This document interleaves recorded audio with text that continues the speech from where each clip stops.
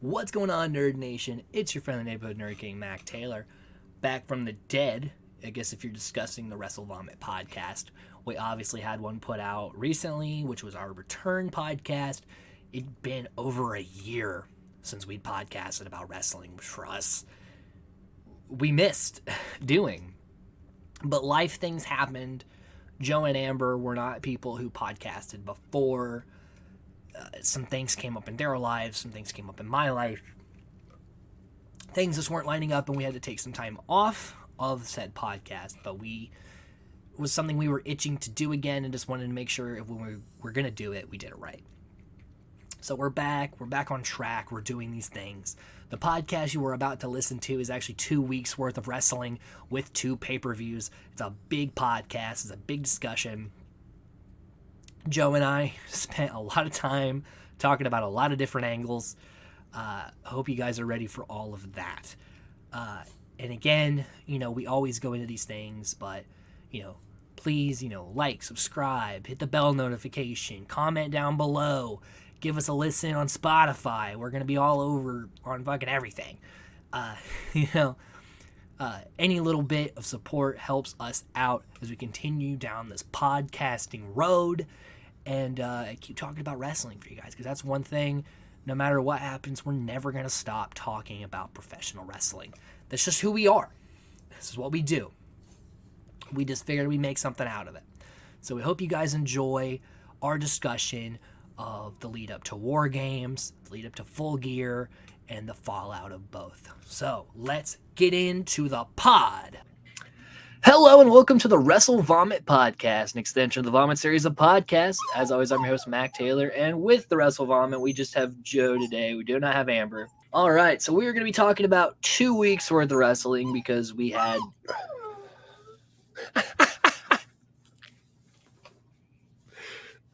so much happening. We had like the pay-per-views and scheduling lining up, but we got it in today. So we got to jump back to Raw on November 14th. Yes. So we had to kick off the show. We had Rollins celebrating his, beating of Theory and his cashing into the Money in the Bank, Which was a fucking fail. But they kind of redeemed it. Yeah. I didn't think they would be able to do it, but they did. Yep. But for some reason, they decided to throw Mustafa Ali in this mix. Yeah. So him and Lashley have a match at the Open, but it's just Lashley beating the fuck out of him. Exactly. Yeah. So, and also, what did they do to Mustafa Ali? His gear is boxer looking now. I don't think they are ever going to find out what to do with him, unfortunately. They should have just let him go when he wanted to be released. Well, they had it right pre-Retribution. Yeah. What they were doing with him. Yeah. And then Retribution was what it was. But they've managed to figure out what to do with some of the people from Retribution since. Yeah. But yeah, so I gave the match 2 stars because it was fine, but there was nothing memorable from it. No. So we still got the OC Judgment Day feuds going. Obviously, Yim and Rhea were added to Wargames, which kind of upped. Honestly, the women's Wargames match was much more stacked than the men's Wargames match. It was, but dude, it was so fucking bad. I told this to DJ earlier. I was like, anytime that they put all these women in a match like that, it's a fucking botch fest. This went a lot smoother than Money in the Bank, though. Money in the Bank was probably the worst botch fest. Yeah, that was fucking awful. But this one, I thought it was pretty bad, to be completely honest. Not everybody fucked up, but there was a lot of fucking mistakes that were made. And a lot of times I think it's just because people are going too fast. I think so. If you noticed your fucking shit up, you can take a second to especially in Wargames. You have so much time. Yeah. Where the match can't end. So just take a second, work out the spot. Yep. Then we had Mia Yim versus Tamina. And it's just Tamina To me, in this match, reminded me of Ghostface. She like throws her whole ass body at something and then just falls into the ground. Yeah, it's a pretty quick squash. I gave it 1 star because it just felt like a waste of time. Yeah, but they gotta rebuild Mia back since she's returned and all that shit. Mm-hmm. And they tried to do the whole Michan thing. Yeah, and that failed very fast. And then you don't have to change people's names. Like you could give them you could call her Michan. You could have the OC like call her that, but you don't have to change her name to that. No. The Vince days are over. Right. Why are we still changing people's names? At least they like quickly changed it back. Like at least they didn't double down on it like Vince would do. Right. Then we have Riddle versus Gable. So Riddle and Elias, this team thing's still happening. Yeah. Gable and Otis are still getting it over. And Riddle and Gable wrestling is always a fun match because like it's very like Gable's a mat wrestler, Riddle's like a cage fighter, so that's like interesting styles to clash with each other. Yep. So yeah, it was all in all pretty solid match. I gave it 3 stars. But it ends in a roll up, and that like is like minus points for me. Yeah. So Corbin and JBL are doing the whole poker bit.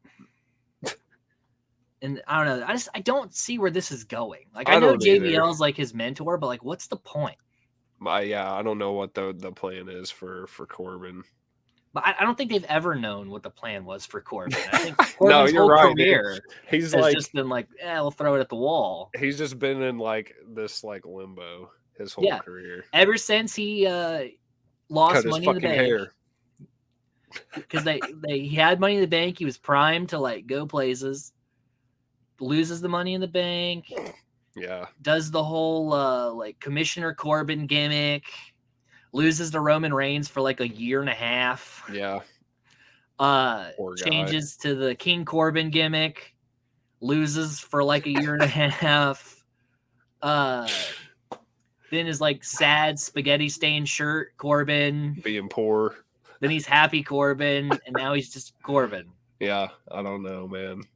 They should do something with him though. And for a while, it seemed like they were going to put Madcap above him. I mean, Corbin lost that feud. Yeah, he did. So he definitely did. The guy can't catch a break on booking. No. And so like Gargano and Miz have their bit. Basically, because Miz needs to pay Dexter Lumis, and it's a whole back and forth kind of thing here. Yes. I like this rivalry. There's something that happens on the next Raw that pisses me off. And then we get Dom and Priest stepping up to Shelton Benjamin, and Dominic has a match with Shelton, which essentially is just them squashing Shelton with Dominic. Yeah. Even though he's like the coward of the group, he still has to have like an established win here and there. Yeah, he just looks like a badass. With Priest, did a lot of the work here. Well, yeah. And then we got Theory going full heel, because like that's kind of the thing with the booking they did correctly, is that Theory, because he lost his Money in the Bank, he's like more aggressive now. Like he's going full heel instead of like the cowardly heel. Right.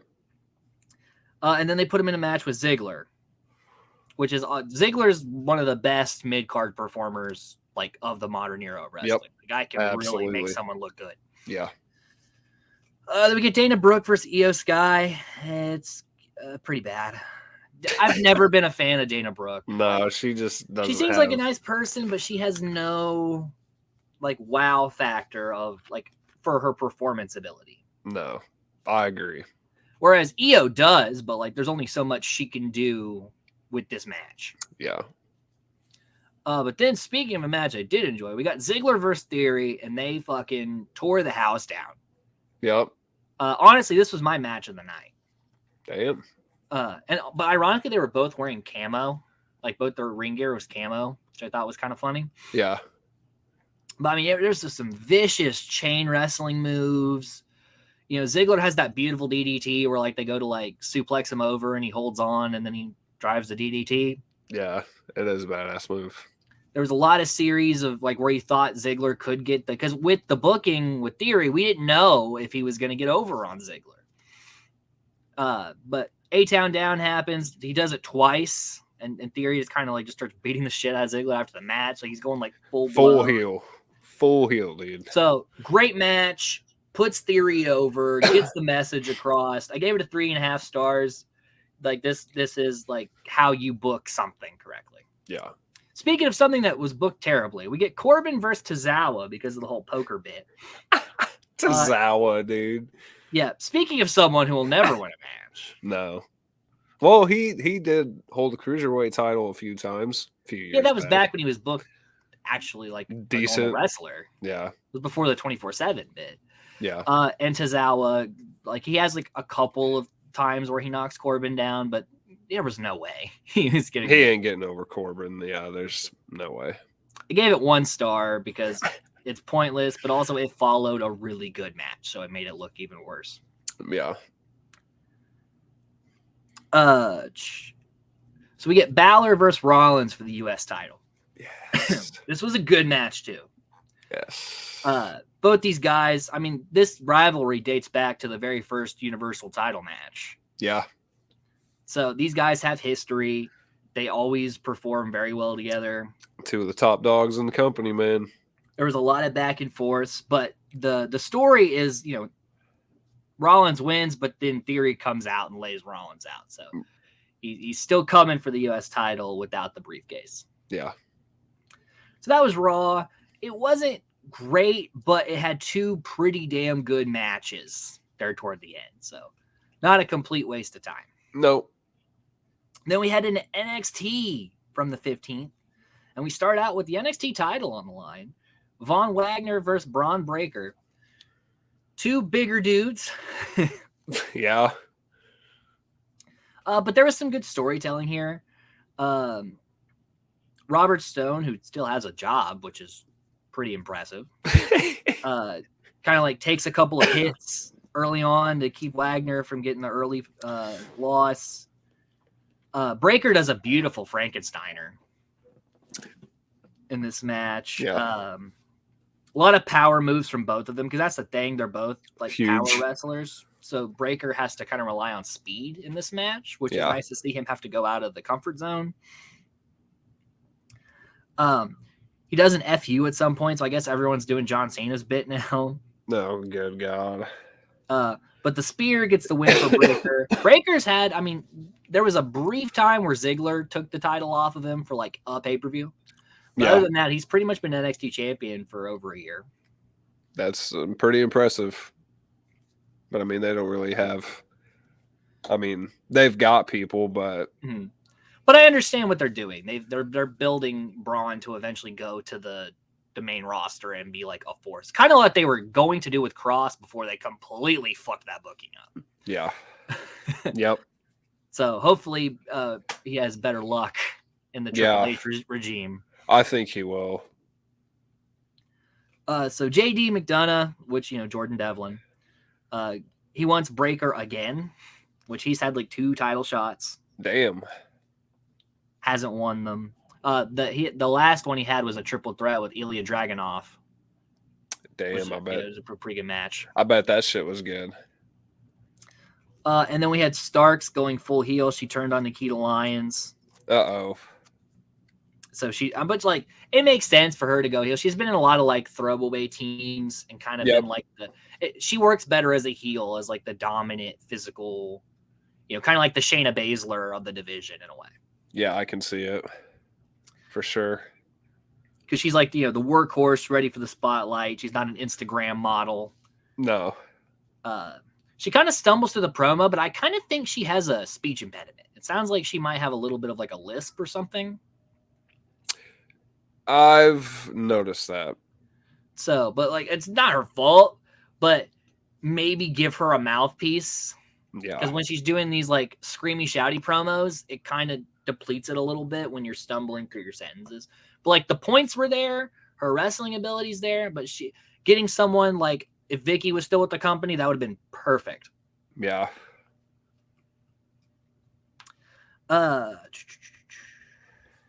Cruz, Apollo Cruz is going to be the next person for Breaker, though. He's the one that they're kind of setting up Breaker to go against because December the 10th, there'll be 2 pay-per-views going on that day, which is the NXT pay-per-view and the Ring of Honor pay-per-view.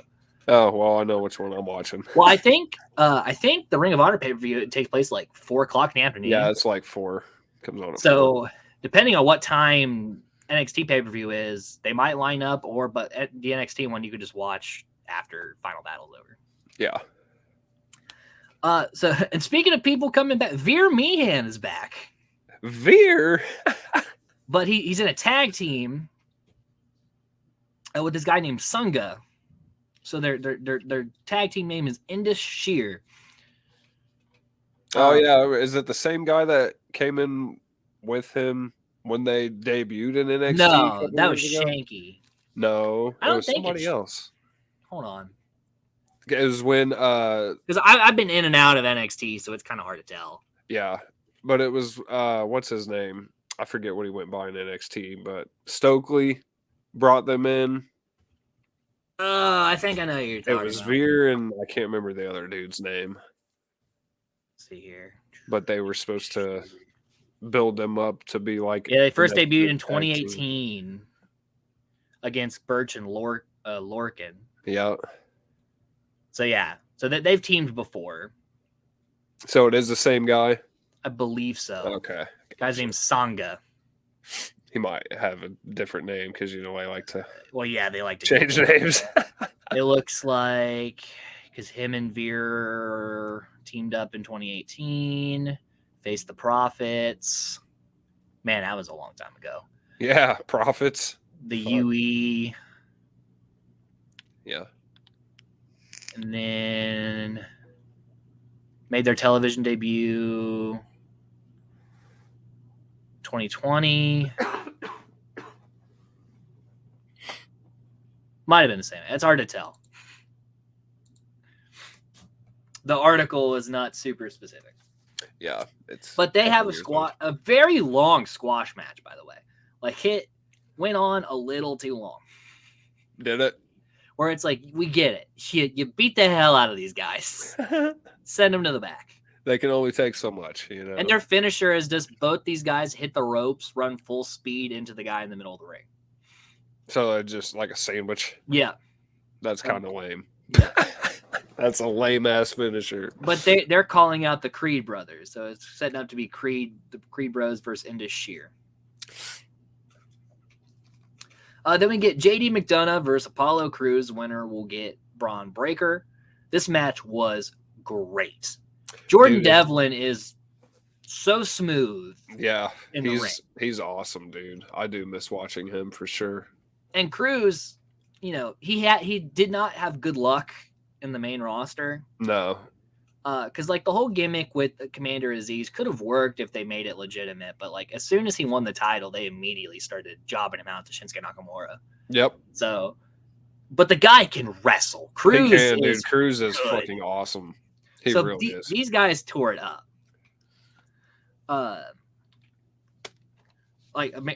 Devlin hit a beautiful Spanish fly. Crews did like a deadlift. Sunset powerbomb kind of deal. It was amazing. Damn. So I gave 4 stars. Great pacing. Both these guys look great. Crews comes out looking like a legitimate threat to Braun Breaker. And Crews might be the one to take the title off of him because it might be Braun's time to go up the roster. And Crews has never held the NXT title. No, he has not, has he? So it would be a big, interesting story to come full circle. Yep. So Mandy Rose also calling herself the Conqueror because she's been for over a year now. Yeah, she's been. She's probably one of the people that benefited the most from coming back to NXT. Her and Balor were the ones that really like got their shit together back in NXT. Yep. And I guess Crews is now becoming another exception there because Ziggler just came back to really put Braun Breaker because Braun he hadn't had like the legit match yet, and that's the one that put him over. Yep. Send Ziggler there. You're good to go. Whereas like Mandy Rose was like, besides the Otis thing, doing nothing. Nope. I think wasn't she teaming with Dana Brooke? Yeah. So like she was like at the bottom of the card. Yep. And then she came here and started Toxic Attraction and became like the star of NXT. Yeah. So, good for her for really making that work. She definitely deserves a nice long title reign. So we have this guy, Javier Bernthal. He calls himself Big Body Javi. His shtick right now is that he's trying to find someone for his first match, but he keeps calling out people that are injured. And then when they're like, oh, they're injured, he's like, what, you saying they won't accept a challenge? And that's kind of his thing. He's trying to look like a tough guy. That's stupid. He does it on this one and the next NXT, but he calls out like Axiom, who just like had a leg injury. He calls out like retired wrestlers, things like that. Right.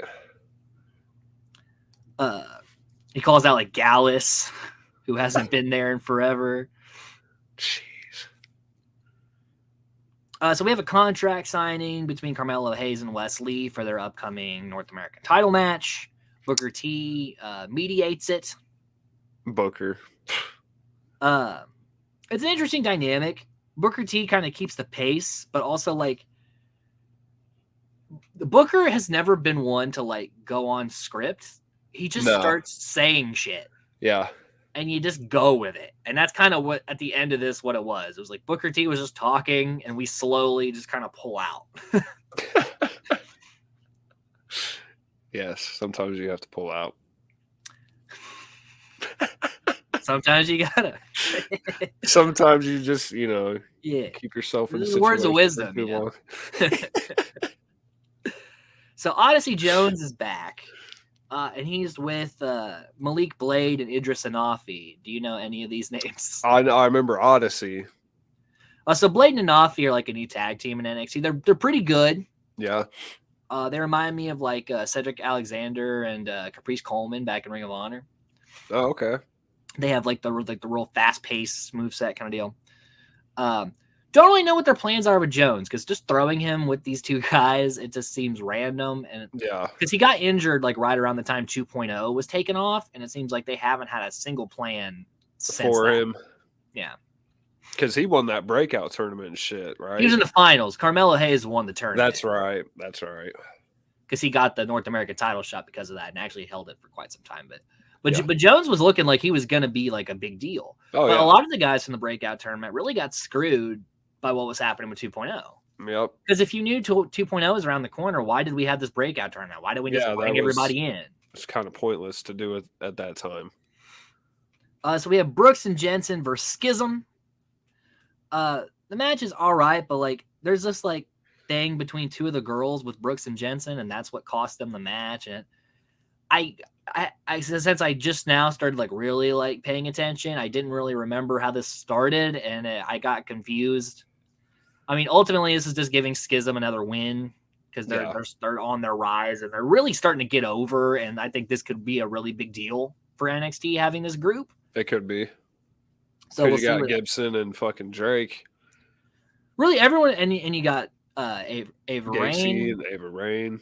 So like, there's a lot of potential, and it seems like the crowd's in what they're doing with this whole cult gimmick. I dig it. From what I've seen, as long as they don't, do what they normally do with these things, we should be okay. Yeah. But nevertheless, Schism gets a win. Brooks and Jensen have been pretty much downhill since they lost their NXT UK tag titles when they got merged with the normal titles. Yeah. Because now the NXT UK is gone. Yes. And subsequently their titles were absorbed. Yeah. Which is, sad. It always sucks to see titles go away. There were so many shows happening. It was so hard to keep up. Because I remember at one time I was watching NXT UK and like 205 Live and Superstars, and it's just too much. It's too much. Way too much. You just need to, have your your 3 shows a week and make them as good as possible and book people the best you can. Yeah. You don't need to have like 8 shows with like 4 different rosters. It becomes very confusing on who's even signed to the fucking company. Yeah. But at Deadline on December the 10th, there's going to be a new match created by Shawn Michaels. Oh, this Iron Iron Steel, whatever. Survivor There Challenge. you go. It's kind of like the Championship Scramble back from 2008, but instead of it being like this, the last fall wins the match.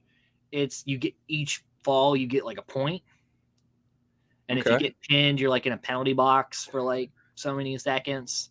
That could be kind of cool. And then the person with the most points at the end of the match gets a world title shot in the future. So you don't have your champion and all this madness. So whoever wins it becomes a legitimate challenger, not an undermined champion. And the point system is much better because each fall then means something. As the Championship Scramble was just a bunch of silliness until that final fall. Right. That could be cool. Yeah, honestly, it was a really interesting way to book it. We'll see how the execution goes. Yeah. Because we don't even know because there's going to be a men and a women's, and we don't know who the 5 in each match are going to be. But I'm curious to see how it plays out because if booked correctly, this could be pretty damn good. Yeah, it sounds like it could have some potential. Let's just see how it gets booked. We get Indy Hartwell versus I can't remember her first name, but her last name's Paxley. She's with the Diamond Mine. Paxley. It's like again, there's so many new faces in NXT. It's hard to tell. Yeah, but she's Ivy Niles' like apprentice kind of deal. Gotcha. It was a pretty bad match. And like there was a couple of botches, and it looked like Indy Hartwell just didn't want to be there. Probably not. Everybody left her, dude. She's the only one that's still stuck in NXT. We got another Scripps vignette, which we'll find out who Scripps is on the next NXT. We'll talk about it. It's a reveal. Oh, I know who it is. But then we get Alba Fire versus Mandy Rose in a last women's standing match for the NXT Women's title. This was great. This was a great match. Obviously, Alba Fire's the formerly Kaylee Ray. She's a great wrestler. Her and Mandy Rose really, there was a lot of weapon stuff in here. A lot of nasty bumps taken in this match. And then Isla Dawn, who was also from NXT UK, shows up to knock Fire off the ladder through a table and getting Mandy Rose the win. Damn. So Mandy Rose got like a cheat to win thing, but it wasn't even a thing that she set up. It just it sets up a rivalry for Fire and Dawn. Yeah. But this was a really good match. Both women really threw everything at the wall. So then we move on to AEW Dynamite from the 16th. This was on the eve of Full Gear. Yes. We had Jericho and Guevara versus Danielson and Claudio heading into the 4-way Ring of Honor title match. Yes. Obviously, this was a great way to start the show. All 4 of these guys went at it. Yeah. Guevara is very impressive. He's just kind of douchey. He's very. But Jericho's been on the run of his career, honestly, ever since. Oh, dude, yeah, he's absolutely. There's no question about that. And pretty much everything Jericho's ever done has been good. He's always made something work. Yeah. But this has been just the best because the book, people are letting him book himself correctly. He's giving everything he has. He's getting over younger people. Yeah. He's checking all the boxes. I'm sure he only has a couple of years left on his career. He seems to be winding down. Yeah, for sure. The reason he's wrestling so much now is because there was a lot of shit happening with, some people leaving and the Punk situation. There was just a lot of things that needed Jericho to be around for. Yep. But a couple of years he can retire, and this could probably be he gets to end on a high note, which is really cool. Absolutely. The Danielson and Claudio win. Yes. I gave him 3.5 stars. Then we got Swerve versus Bowens. Yes. That opened with Captain Insano. He's finally back. That was really cool. That it was cool. To do that. It took them a while to fucking get it going. Yeah, to get the trademark on it because it's a copyrighted material. Right. But it seemed like Paul White was having a hell of a time doing it. Yeah, it's funny, dude. And then this match was really good. Swerve and Bowens are amazing competitors. Yes. And the story of it is Bowens has that bum shoulder that he's injured twice. Swerve's trying to work that. And at one point, he does that, like, sidekick thing, like, 4 times. Yeah, dude. To Bowens. It was nuts. Yeah. And he hits the JML driver for the 3. But I gave it 3.5 stars. Very solid match. Both guys looked great, and it built to head into the inevitable title. Yep. It all builds to Full Gear, pretty much. Yes. We have a bit with Wardlow, Joe, and Hobbs for the man meat match. Yeah, the man meat match. And Britt has a promo because, Saraya had the promo the week before about, like, Britt, is like a flash in the pan, and she's like the star. And Britt has a very good promo about, like, I built this thing from the ground up. Like, I came in as like a fresh wrestler, made a name for myself. Yep. Like, this is my company. I'm not walking into your ring. You're walking into mine. Yep. Which is a fair assumption. It is. Britt has like done the fucking work. In the women's she division. has. She really has. Because really, at the time when I started watching AEW like full time, the women's division wasn't all there yet. It was still figuring out what it was going to be. But then since Britt has been at the top, we've had people like Jamie Hayter come in, and Athena and Jade Cargill. Like, it's really started to like come together. Yes. So. It was a pretty good claim. But then we get the match of the night for me. Top Flight and AR Fox versus Death Triangle. Dude. Darius Martin was back. This is his first match since the car crash. Didn't miss a fucking beat, though. Hell no, dude. Not a fucking beat. All 6 of these guys just fucking gave it all. Yeah.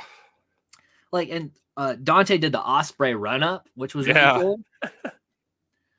And I had never really seen AR Fox before, but this guy is really fucking good. He is.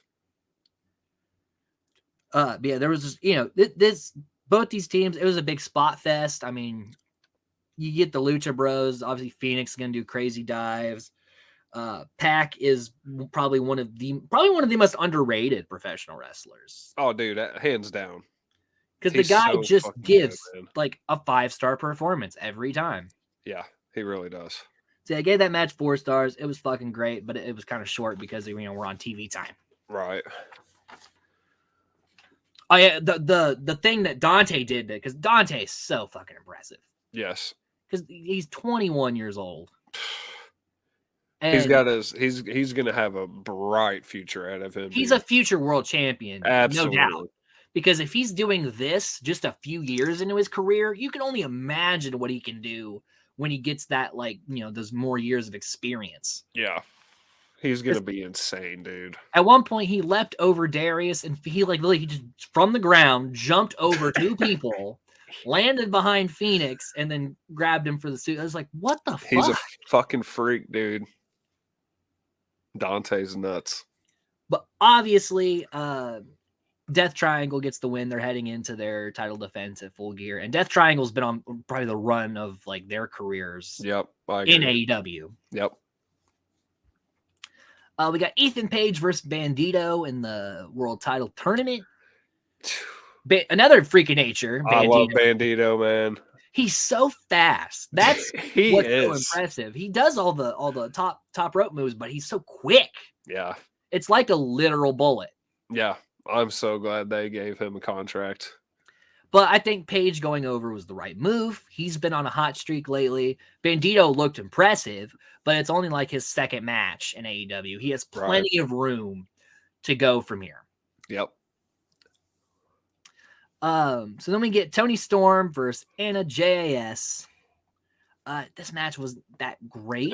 Not really. Mostly because they really didn't give them much to do. It was more so just like Storm did a lot of hip attacks. Jay tried to get a lot of submissions and didn't work. And then the Cloverleaf tapped. That was it. Yep. So I gave it 2 stars. I gave the Page Bandito match 3 stars. It was very solid. Yes. And then we finished with the Mox and MJF face off for the world title match. AEW is always pretty solid. Yeah. It wasn't like overly amazing, but the trios match was great. The Bandito match was great. Everything was very consistent until that Storm JAS match. Right. So we head to SmackDown from the 18th. Obviously, everything on the main roster of WWE is gearing up for Wargames. Makes total sense. SmackDown seems to be paid more attention to the Bloodline and the Brutes, and Raw pays more attention to the women's Wargames, which I like that they kind of spread it out. Yeah. So, you know, this SmackDown was all about KO being the fifth man, which makes total sense because him and Sami Zayn have all this history, and he has history with Roman. Yeah. So it all makes total sense. We get Ricochet versus Ali in SmackDown World Cup that I totally forgot was going on until I tuned back in. I'm like, oh yeah, right, they are doing that thing because it's a weird time to do it with so much going on. Right.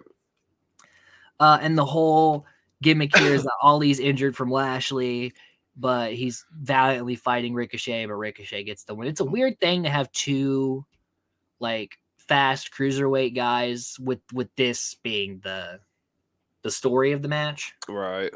Like these two could have a banger match, but because of this Ali being hurt thing, it kind of was hindered. Yeah. I gave it 3 stars. They still managed to get quite a few good moves, and I love that Ricochet's going over. It's about time. Because he has just had, like, every time he gets something going, someone just cuts him off every single time. Yeah. So then we get the whole thing with Jay not trusting Sammy Uso. And that this whole War Games is, you know, Sammy to prove his loyalty to the Bloodline. Yep. We get Imperium trying to clown the New Day. This is a good rivalry because just like this story says, Imperium's the no-nonsense, mat-based wrestlers, and New Day are the flashy, charismatic, comedic performers. So it's actually a really good idea to put them together. Like they call Gunther Lurch, which cracked me up because that's actually not a bad comparison. Makes no sense to me. And then flashing back to the days of Raw Underground, we got Riddick Moss. Riddick Moss. I remember so many jokes we'd make about that. Yeah. He's got this one-sided rivalry with Karrion Kross. Moss and Cross. Moss and Cross. Cross Moss. Wait for the shirts one day. Where he's Cross and Moss connection. There it is. Maybe if Cross was still doing like the Shredder gimmick. Oh, good God. They probably would have put them together. Yeah. Could be Madcap Moss and Madcap Cross. Got the Madcaps. I like it, dude. That would have been fucking That's good. a Vince booking decision, dude. Put these two big men together. Their names rhyme. The shirts already sell. Good God. Austin Cross is the Madcap. It's beautiful. It's beautiful. Big man with a big man doing big man things. It's going to work. They're going to be Ricochet, and they're going to be Cedric Alexander, and it's going to be great. It's going to make so much money. But Cross just beats the shit out of Moss here. Moss, his push is gone. Gone. Like, they still call him Madcap Moss, but, like, the suspenders are gone. He's just back to the plain black trunks. And he got the shit knocked out of him by Karrion Kross. Yeah, I feel like he's one of those guys that's never going to be booked properly either. Yeah, like he's probably not far from a release if they do another round, honestly. Yeah, I could see it for sure. And I'm glad they booked Karrion correctly, but the thing was, like, Karrion was already being booked. He was being booked too well in NXT. And this is a good medium. He lost his feud with McIntyre. Yes. But he's still a legitimate threat to everybody else. Yeah. Because McIntyre is so ungodly powerful. Yes, he is. That he beat Cross. But, like, Cross is still, like, no joke. Nope. He's so, not. They found the best. And it was not hard. You look at Cross and you know how to book him. But I guess I just took Triple H to be like, guys, it's right here. The formula's here. Let's just do that. Yeah. It's real simple. And, like, let Scarlett be with him because they took her away on the main roster. It's like, that's his entrance is the coolest thing he does. Yeah. You take Scarlett away, man. Like, that was, I don't know whose bright fucking idea that was, but that was the dumbest fucking thing. It's like, let's take Karrion Kross because he's hot in NXT right now, and let's take away the cool entrance and the dominatrix mouthpiece character, and we'll put him in a shredder uniform, and he loses a lot. Yeah. That still works, right? No, it doesn't. Fucking idiots. Then we got Bray Wyatt coming out. I love his new song, by the way. Like his theme music has always killed for me. You know, like at first I was like, it's not bad, but it has grown on me a shit ton. I do fucking dig it. His music always goes with whatever gimmick he's going with, you know? Like it matches tonally what he's getting across. Yep. So LA Knight comes out basically mad about a cheap shot Bray had like a while back. The headbutt. Yeah. Smacks him, says we're even. And you see Bray like fighting the demons. Yeah. He's like, all right, cool, we're even. Shake Yep. my hand. And then he smacks him again. Dumb and fuck. we knew right then and there. He fucked up. Yeah. Big and time. then later we see LA Knight like buried under like all this like the whole backstage area. What were your thoughts? I mean, you're the Bray Wyatt fan. Yeah. So, you know, what are you thinking about how this will be? It's extremely slow build. Dude, it was the same way with the fucking Fiend. Mm. Like he was doing the Firefly Funhouse shit for fucking what, 2 months? Oh, because it started out as just like teasers, Yeah. and then went to like little vignettes, then like whole vignettes. Yeah. So it was a lot. I like the work that he's doing because it just shows how fucking creative this dude is.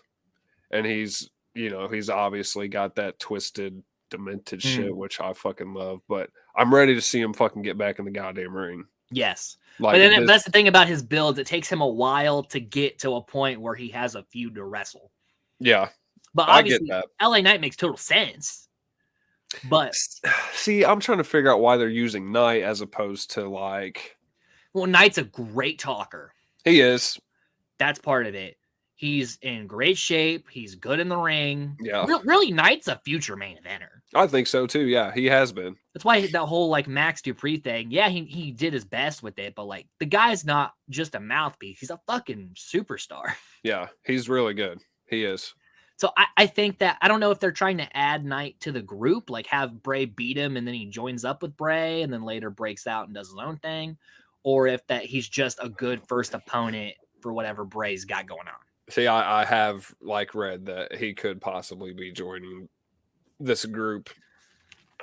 But it's going to be so hard to tell who's going to be in it and like what's the goal. You know, like because we don't have much to go off of right now. No, there's slow walking the fuck out of it. So much, like so many different ways this thing could go in. Yeah.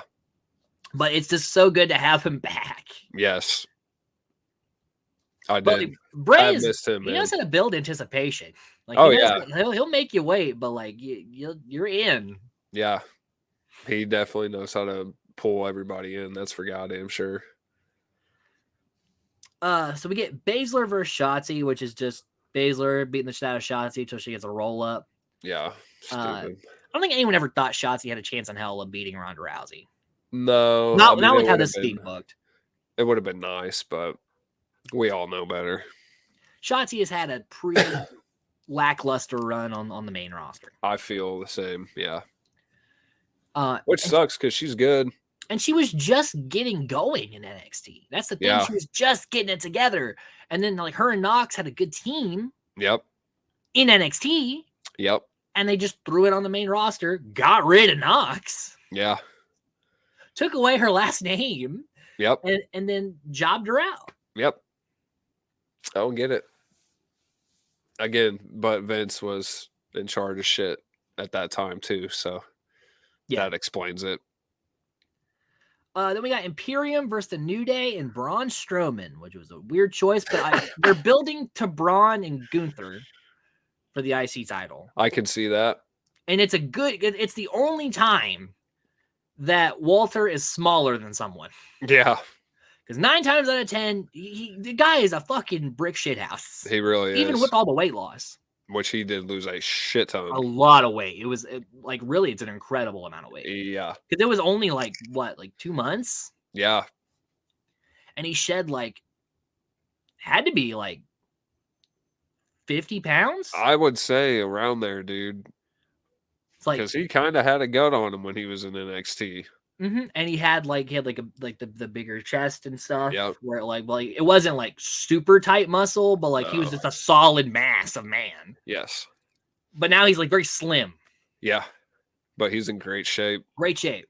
He's fucking shredded. But even when he had all that weight on him, he could move oh yeah, motherfucker. Oh yeah.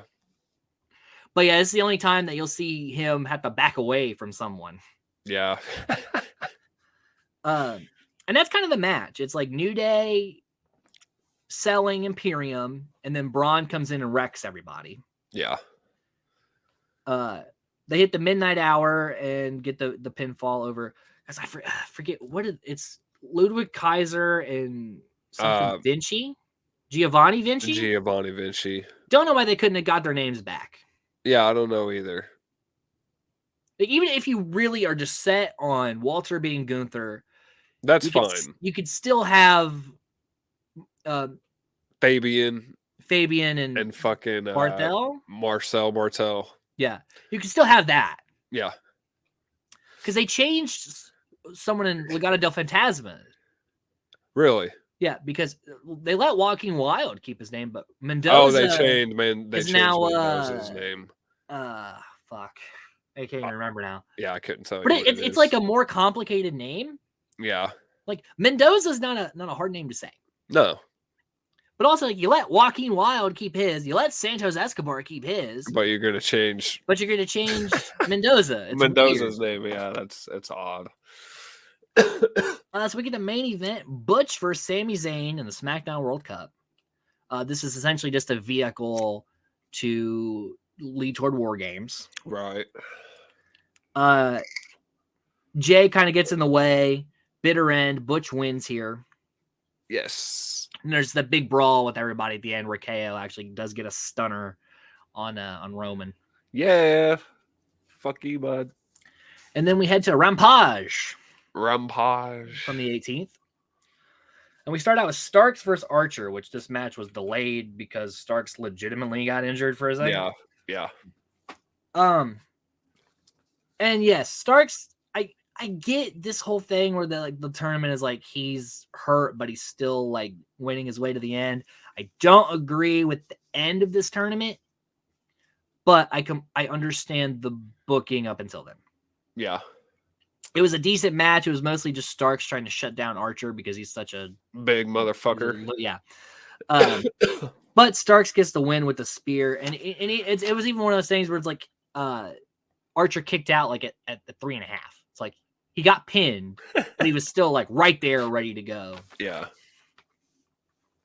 Then we got Lee Moriarty versus Hook for the FTW title. Yeah. This match was all right. It's just that it could have been a little longer. They could have gave him more to do, but it's one of the first times that Hook's actually had to wrestle. Yeah.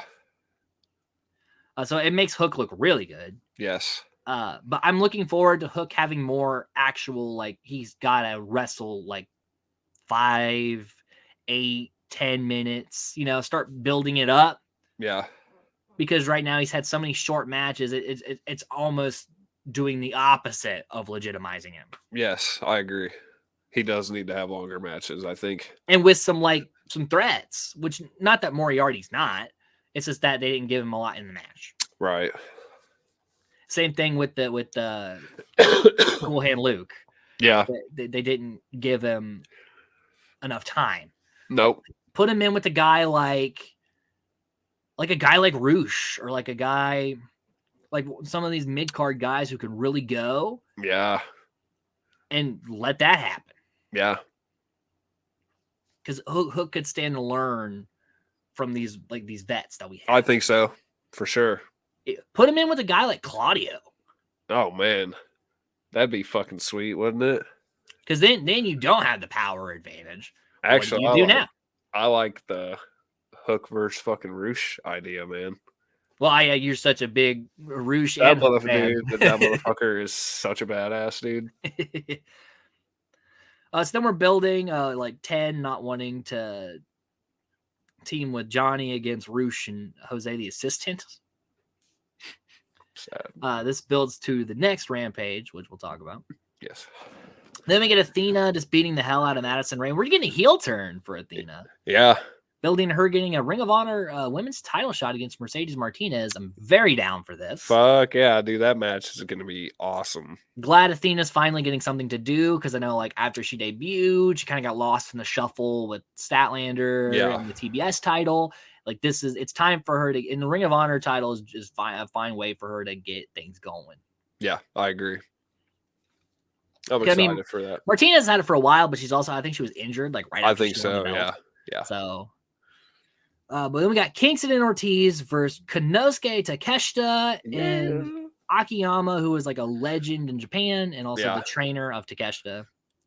Konosuke Takeshita is that's a guy I'm keeping an eye on in the future. Fuck yes, you have to. And it's an interesting story. I saw Takeshita before AEW because I watch certain people who like do like Japan vlogs because I'm going to Japan in a few years. And I like to kind of see that. And one of the videos was called like I train with a professional wrestler for a day. Yeah. And it's Konosuke Takeshita, who is in like a small company. I saw him doing the video. I'm like, hey, that guy like would be really cool on like a main roster deal. And like 2 weeks later, he was on AEW. And I was like, that's the fucking guy from YouTube. Dude, he's fucking great. He's huge, but he's so quick. Yeah. And he's solid, dude. Mm-hmm. He is fucking solid. He knows what the fuck he's doing for sure. And obviously this match is set up because Kingston looks up to Akiyama. That's one of like his heroes of pro wrestling. Yep. So this tag match is a way for him to tease it. Like they don't let Kingston and Akiyama stay in the ring for more than a couple seconds. It's Takeshita wrestling Kingston and Ortiz wrestling Akiyama. Yeah. Great match though. Ends with the Akiyama getting the pin on Ortiz after an exploder. Yeah. Yeah, all in all, pretty good match. Obviously, we need more Takeshita in AEW. Yes. Like, I know that he's... I don't know what company he's actually signed with. Well, he's got a contract now with AEW. Oh, I was like, because that's a guy you need. Like, that happened a couple weeks ago, I think. Okay. So, like, yeah, we definitely need to see more out of him in the future. For sure. In Ring of Honor would be a good way to do that. Yeah. He'd showcase great in Ring of Honor. So then we got the pay-per-view. Full Gear. Man. 13-match card, normal AEW pay-per-view style. We start out with The Factory versus Best Friends, Rocky Romero and Danhausen. Great match. Obviously, Danhausen comes in at the end as like a support because he's the very evil part of Danhausen with the teeth and the spike. Yes. He's finally going to do some shit, dude. I can't wait. Like we've seen him do his comedy bits, but like anyone who watched Ring of Honor knew he had this like the other thing, especially with the teeth. We're like, when's the teeth coming in? Yeah, I'm ready to see what he does in the future, man. But it was a very good match. I mean, QT and the Factory, they're all very solid wrestlers. They're never gonna. They've been jobbed out for so long. You can never make them as the Factory. They can't be established. They can some of them can break away and become something, but right. But for guys like Cole Carter, this is a perfect way to get your foot in the door. Yeah. But yeah, great match. Danhausen bashes the teeth over Nick Camarado. Nick Camarado. And then does this big boot. Danhausen did a lot of wrestling in this match. He did, actually. Doing suplexes and all sorts of stuff. See, I'm wondering if, like, when he made his debut or whatever, it's taken him so long because he wasn't fully cleared from his ankle injury. Yeah, because I know he had just gotten over that injury, man. Maybe he was trying to take it easy. Yeah, and that's why he was always getting fucking beat in like no time. Or just like on the outside doing comedy bits during matches and things. Yeah. Like Hookhausen, he'd let Hook do most of the wrestling. He did, for sure. But I'm excited for the future Hausen. But I gave this match 3.5 stars. It was a good opener. The Best Friends are great openers. Yes. Because Cassidy's shtick will get the crowd going, and it's a good way to get a show going. Yes. So it's like 9 times out of 10, you'll see Cassidy's matches open the show. Yep. Which is totally fine. Yeah, it's good booking. Yes. Starks versus Cage. This match has history because obviously Starks and Cage were in Team Taz. Starks is the one that took the FTW title off Cage. Yeah. Kind of sucks that Starks gets the win here because Cage needed it. I feel that too. But I understand where they were going with Starks in the tournament. Yeah. I still don't think he should have won the tournament, but I understood that he needed to go to the finals against Paige because he's like injured and Paige is going to be the cocky heel.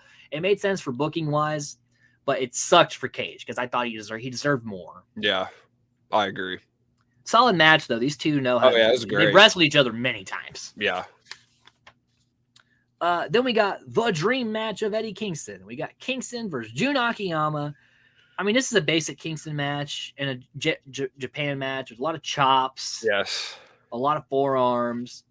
But Kingston got to beat his, like, hero. That's huge for him. Cries after the match a little bit. Like, this is a big deal. And so, like, while it wasn't the most enthralling match, I was stoked for Kingston because the guy deserves the world. Yeah.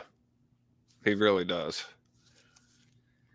So then we got, like, that was the end of the pre-show. Yep. We get the opener of the show, which was a great fucking opener. And that was Jungle Boy, Jack Perry versus Luchasaurus in a steel cage. Dude. Holy shit. Dude. These fucking two, man. They couldn't have picked a better match to fucking start that shit off with. Well, these two know each other so well. They've teamed together. They've traveled together. Like, they know each other's moves. That's in and out. Jungle Boy got busted bad. Dude, he was...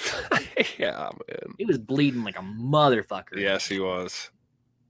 And obviously, Lucha dominates a lot of the match because he's the physical threat. Jungle Boy has to be like the Shawn Michaels come from behind kind of deal. Yep.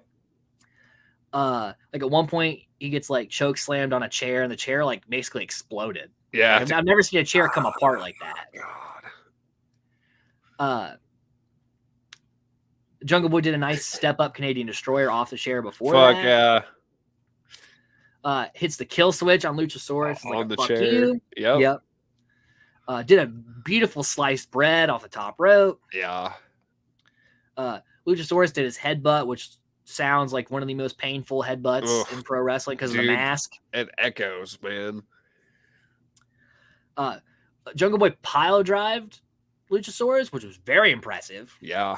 And then he does jumps off the cage with an elbow to the table, gets the 3. This establishes Jungle Boy as like up and coming like main eventer.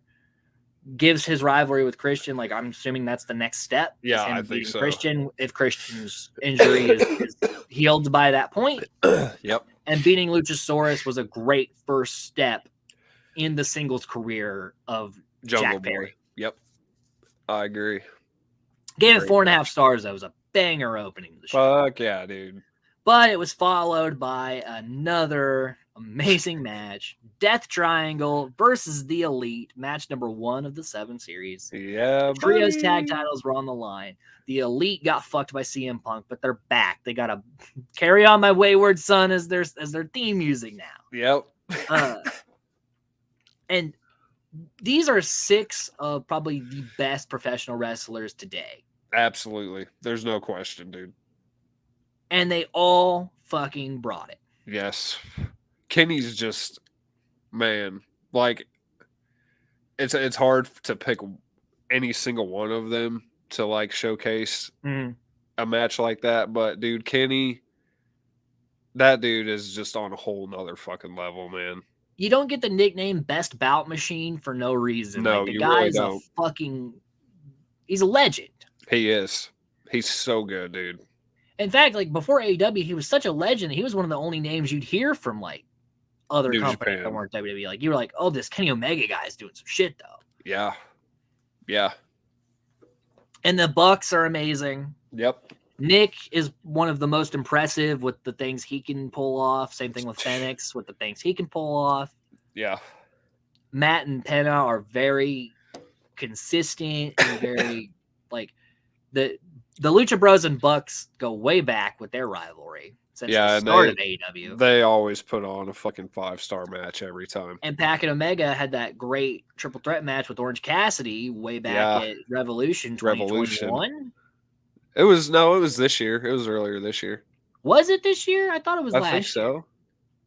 Fuck, I don't remember, man. I've slept a lot since. year. But I mean, and that was one of my favorite AEW matches, period. Yeah. So, you get these 6 guys in there and they're just doing crazy shit. Yeah. Pac breaks his nose in this match. Yeah. Doesn't miss a beat of the match. Because it happens early. You see when he gets hit and it busts. Yeah. And he just keeps going. You don't give a shit. Kept going, dude. It's Pac, man. He's a bastard. And yeah, it was a spot all match long. And then it ends with the hammer business. Yeah. God damn it. Omega getting hit when he's going for the one-winged angel. Death Triangle gets the win, but it starts the best of 7 series. Yep. This was a 5-star match. This was a banger match. And it was the second match of the official pay-per-view. And I felt really bad for the people that had to follow this, which was Cargill and Rose, because you can't follow that. It's hard. It was like Danielson and Omega when they opened on that Dynamite, when Danielson had just come back. You can't follow that match. Oh, are you talking about Grand Slam? It was when Danielson had just come in, and it was an opener, and it was Danielson and Omega. Yeah, I think that was like Grand Slam, like it was last either year. Grand Slam or Winter is Coming. It was one of those. I think it was at Grand Slam, dude. I just remember that match was a 5-star match. Yeah. And everyone had to go out after that. Yep. And try to figure out how the fuck you put on. How do we top this? Yeah. So Cargill and Rose, they did their best. This is, some of them, one of the better challengers for Cargill because she actually has to like wrestle around Rose. Yeah. And Rose is just as strong as Jade is, arguably. Right. They stole each other's finishers, which was cool. Like, Nyla hit Jaded. Yep. Jade hit a beast bomb. But Jade, it seemed like her gear was a little too like tight because she kept having to adjust her shit. Yeah. And so like it was noticeable. It was at least like 6 times I noticed in the match. So like, and it was cool. She had like Thundercats gear. Yeah, she looked cool for sure. Jade always brings it with the pay-per-view gear. She does, but she should have just sized up a little bit. She's a big woman, dude. Yeah. She's fucking shredded. But obviously Cargill gets the win. Her undefeated streak continues in the TBS title. Dude, whoever follows her as champion, it's a tough. They're gonna have some big shoes to fill for sure. Then we get the Ring of Honor title, Fatal 4-Way, Jericho, Guevara, Claudio, and Danielson. Great match here. Yeah. The Combat Club had no qualms in fighting each other early on. Nope. Because this is about the title. This is not about the club has always said we'll fight each other if it means for a match. But the Sex Gods were working together early on. Yeah. But we get the thing where Sammy doesn't want to give the win to Jericho, and then they start fighting each other. Yep. And then they go to shake hands, and Guevara hits the GTH on Jericho. Yeah.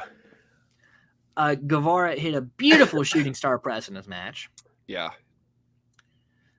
Claudio comes close to winning, but Jericho ultimately gets a diving Judas effect. Yes. To get the win here. Great match, and it's been hinting at Claudio and Jericho at Final Battle. Yep. So this kind of was a way to like this finish sets it up. Yes.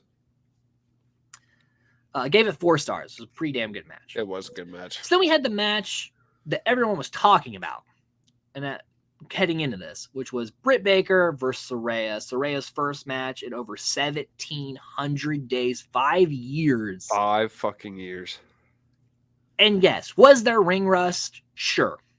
There was some, yeah. If you haven't been in the ring in 5 years, that's going to happen. Yeah. But it's like she had a little bit in the beginning, and then she was right back into her shit. Yep. Her brother was there, which was really cool. Yeah. For her, but also that Britt was able to then talk shit, get over as the heel in the situation. Yeah. And Britt spends the whole time working the neck, which is great heel tactics.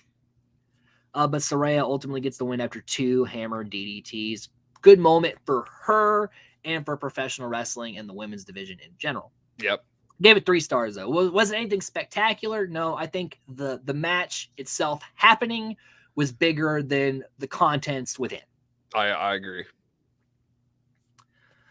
Then we followed with the man meat slapping match. We got Hobbs, we got Wardlow, we got Samoa Joe. We got like almost 800 pounds of man meat just bumping around the ring.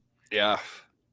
And it was exactly that. It was like, there was a lot of like guy runs into other guy who flies in the thing, which breaks.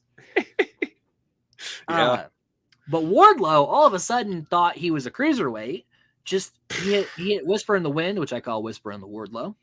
Whisper in the and then he had a fucking Swanton bomb. And I was like, Wardlow. Yeah. Dude, he's doing things, man. He's very impressive. He is. He's great. All three of these guys are impressive in their own way. Yeah. Joe busted out like a Lashley slam, which I was like, okay. Yeah. And then there's one point, the commentary, they made like a War Joe joke. Yeah. And JR was like, I don't even think that was over so quick. I don't even think they got a t-shirt. I mean, he's not wrong. I don't think they did. Yeah. They didn't. I don't think they ever did either. But I thought it's funny that the announcers like acknowledges good stuff. Yeah, that shit's funny, dude. But it ends with Joe choking out Hobbs. Yeah. The title off. What shocked me. I thought Wardlow is going to retain. I did too, but nope. But I guess it sets up. I think there's going to be at Final Battle. It's going to be Joe, Wardlow, Ring of Honor television title. I could see that. And they might even put both up. That'd be interesting, dude. I'm curious to see that because I think this means like Hobbs got tapped. I think he's out of this situation. Yeah. It should just be, and Wardlow was never pinned to lose his title. True. Let's put them both up. Put the man meat back in the ring. Actually, I like that idea a lot. I don't know if that's what's going to happen, but like if you were like told me to book it, that's probably how I would do it. Yeah, I would too, for sure. So we got a match I think everyone was so annoyed by happening, which was Lethal and Jarrett versus Sting and Darby. Has nothing to do with Sting and Darby. I think everyone loves Sting and Darby. And everyone loves Jay Lethal. It's Jeff Jarrett is such a polarizing figure in professional wrestling. He really is. You got to give the dude props. He knows how to get himself a fucking paycheck. Yeah, for sure. The guy literally ran TNA into the ground 3 times. Way to go, dude. So, like, and he kept getting rehired. Yeah. So, like, fair on his part. And he got hired by AEW. He's made stints in WWE multiple times, even though he's not a good wrestler. No. He's not a bad wrestler, but he's not impressive. No. You know, the only reason he was booked so well in TNA is because he owned the fucking company. Yeah. That's why he was world champion. Yep. But like the Double J gimmick was just mostly him doing comedy heel shit and copying Ric Flair a lot. Yes. So, yeah. Feel how you will about Jeff Jarrett, which the consensus seems to be fairly negative. Yeah. He's here. I think it's kind of cool. You know, I feel like I just hope they don't overdo it. The novelty it was fun, but let's go away. Yeah, because I feel like if they expose him too much, then it's just going to get on everybody's fucking nerves. And which there were TNA chants in the opener of this match, which was fun because Jarrett and Sting started the match. Yeah. They had a history in TNA, made sense, and it was fun. It's like for those who knew, they knew. Yeah. Darby looks great in this match. I mean, all these guys do their best. Sting impresses the hell out of me that he still does the shit that he does. It's insane, man. Like, how does he do this shit still? Because he's not just wrestling like and taking a couple of bumps. The guy's like wrestling the whole time. Yeah. And like he jumps off the guardrail and fucking Saddam Singh doesn't catch him.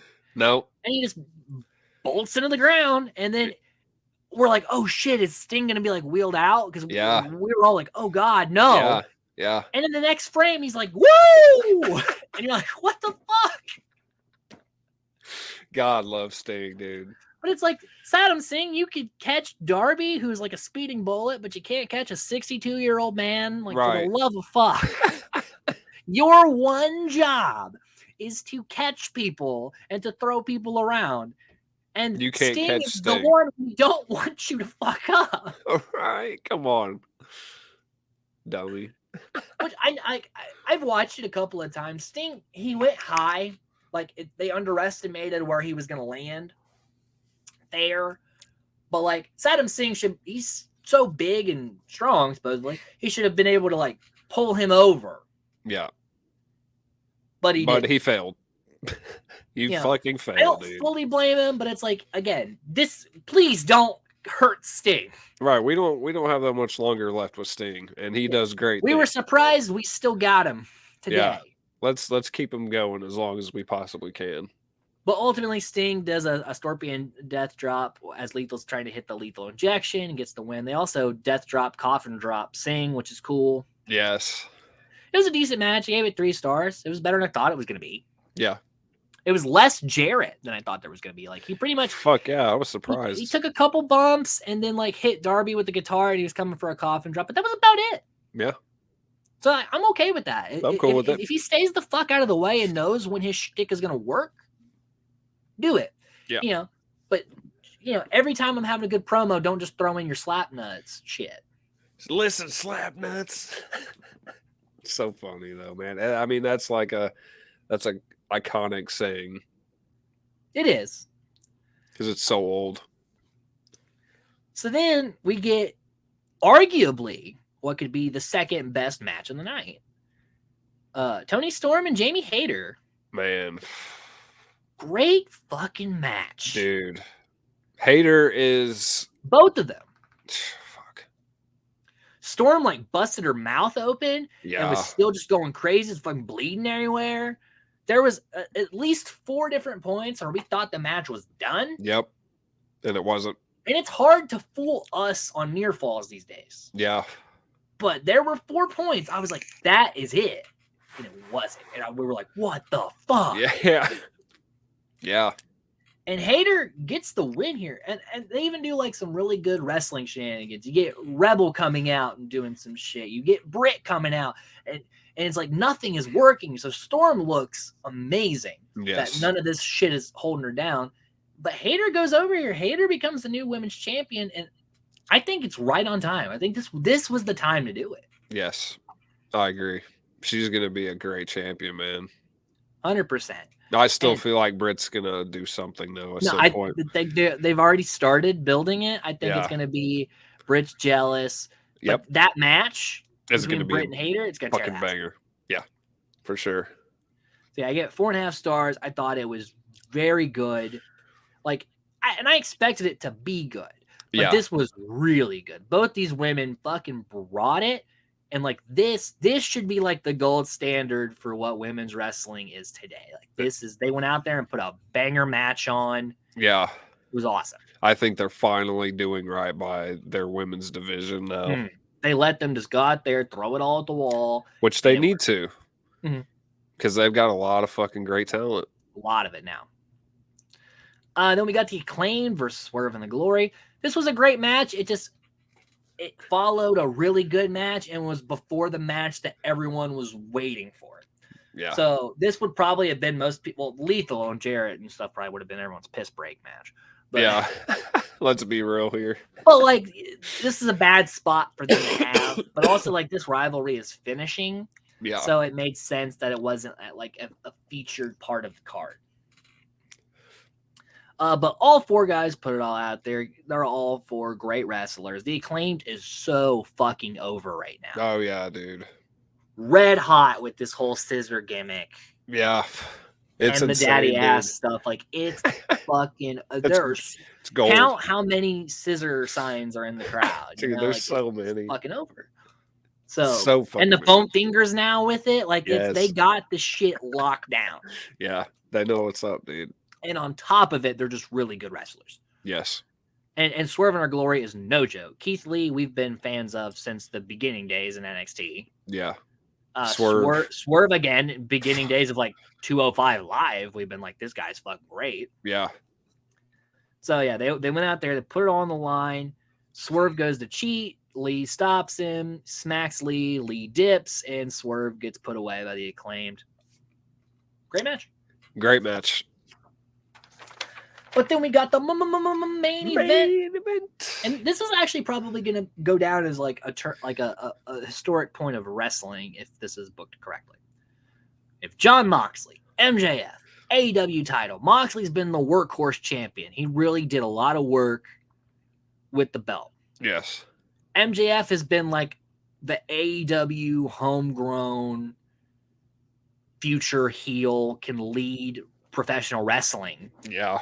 He can be like the Ric Flair of the 2020s, 2030s. Yeah, that ain't no fucking joke, dude.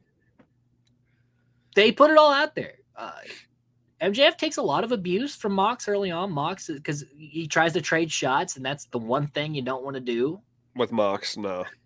MJF tombstones, like, hurts his knee, and then, like, they work the knee for a lot of the match. They do some, like, really good, like, old school wrestling bits where, like, he's in the figure 4 and he falls and he counts to 2 and then he gets his shoulders up and then he lays back to 2 and he gets his shoulders up. Yeah. It's a lot of really good fucking shit in this match. But at the end, Regal slides the nuts to MJF. MJF clocks Mox, gets the win, leaves some questions, but new champ. MJF has become the world champion. The prophecy hath been fulfilled. Yes.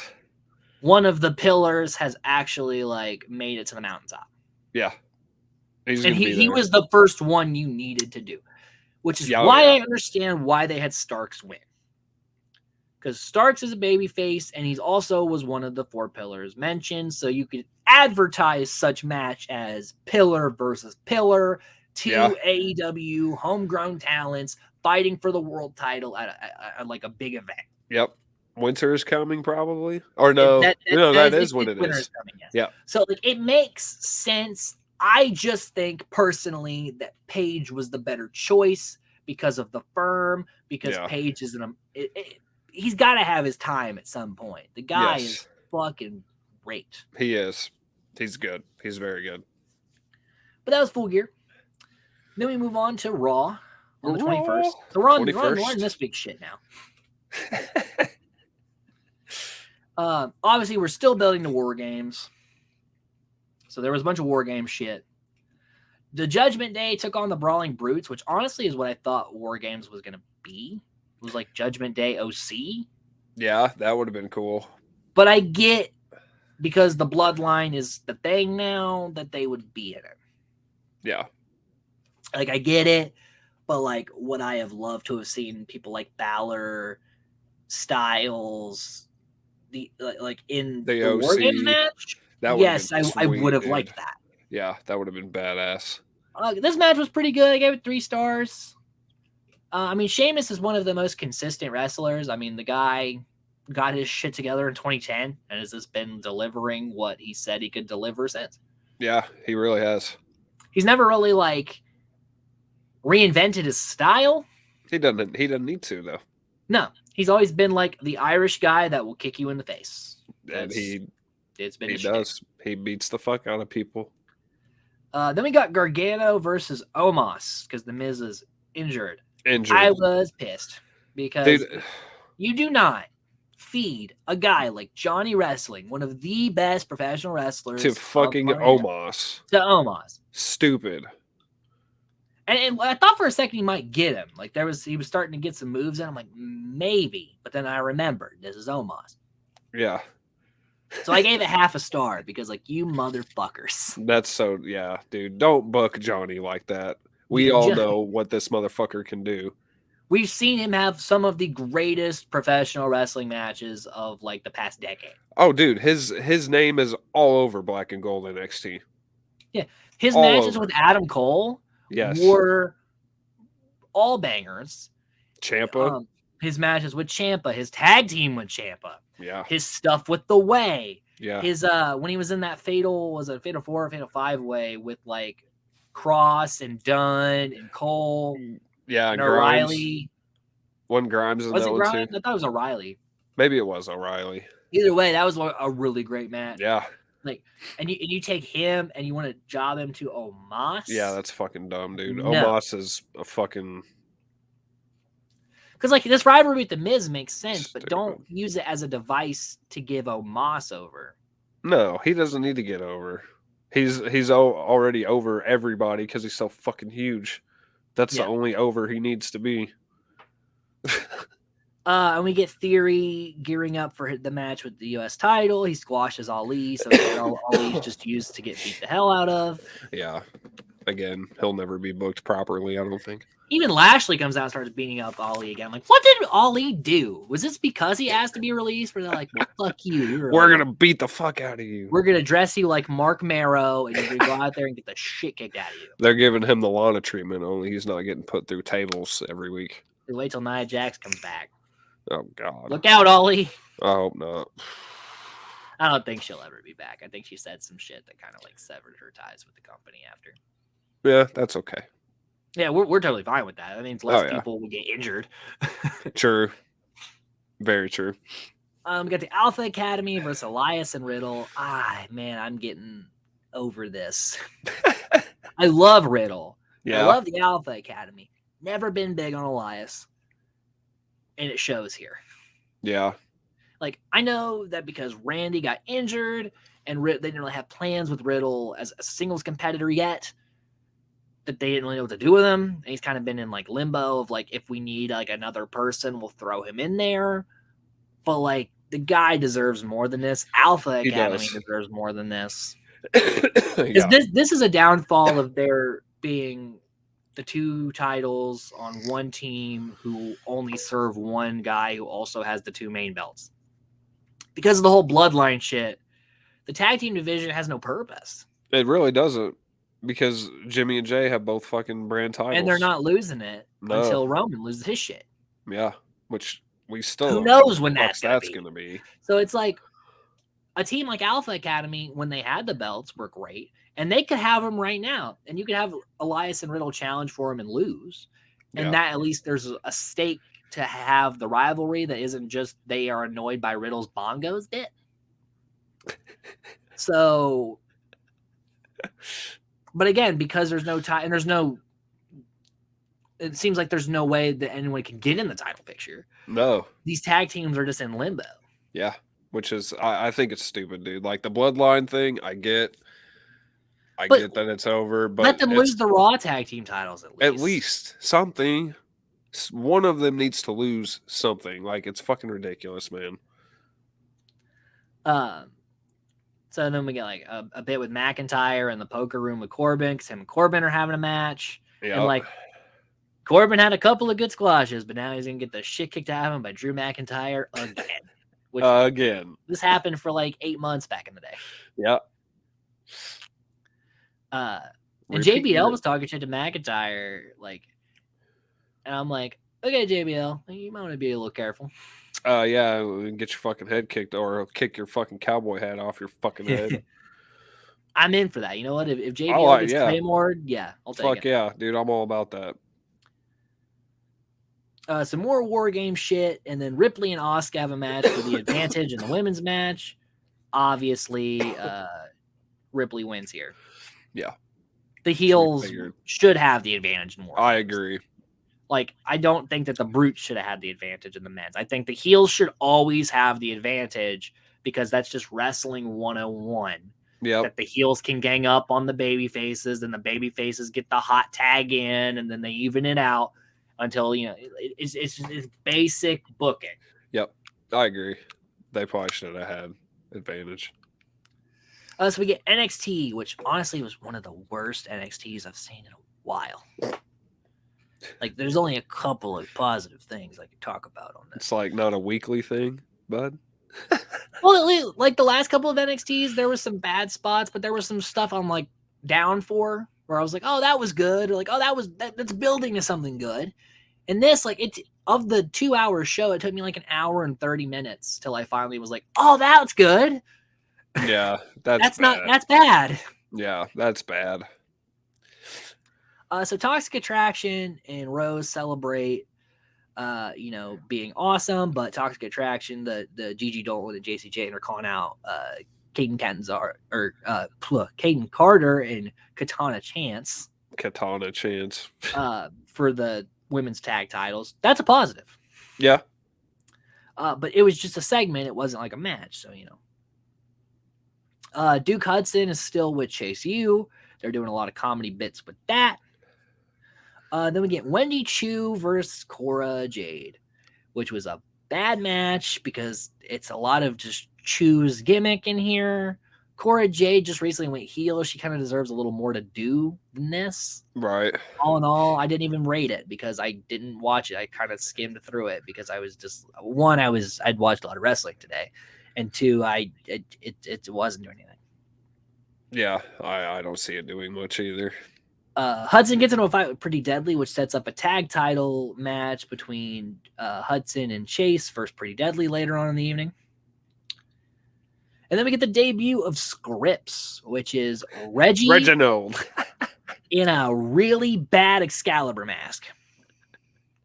That it looks like you could make in middle school art class. Dude, it looks so stupid. I saw a picture of it. I was like, what the fuck, dude? I know you don't want to talk about the Reggie gimmick, but he's still doing the flippy doos, which is good. It's the only good thing he does. But he has this dumb writing thing because he's Scripps. So he'll do a little flippy. He'll set up in the rope and he's like da da da, and then he'll do I'm like, what the fuck, dude? It's who wrote that? Who's the asshole that thought this was a good idea? It's hard telling. Vince must be writing for NXT or something. Then we got Ivy Nile versus Kiana James, which was a squash and just overall uninteresting and not great. I didn't give that a rating either. There was no point. And I seem to have misplaced a page. Oh, no. Oh, found it. It was just behind this one. That's what happens. You have 8 pages of notes. Yeah, I get it.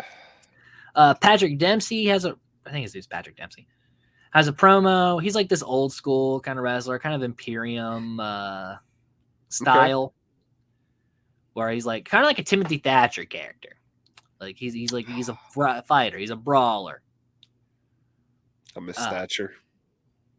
I miss Thatcher too. What? He got released, right? Yeah. But no one has signed him. No. That's kind of surprising.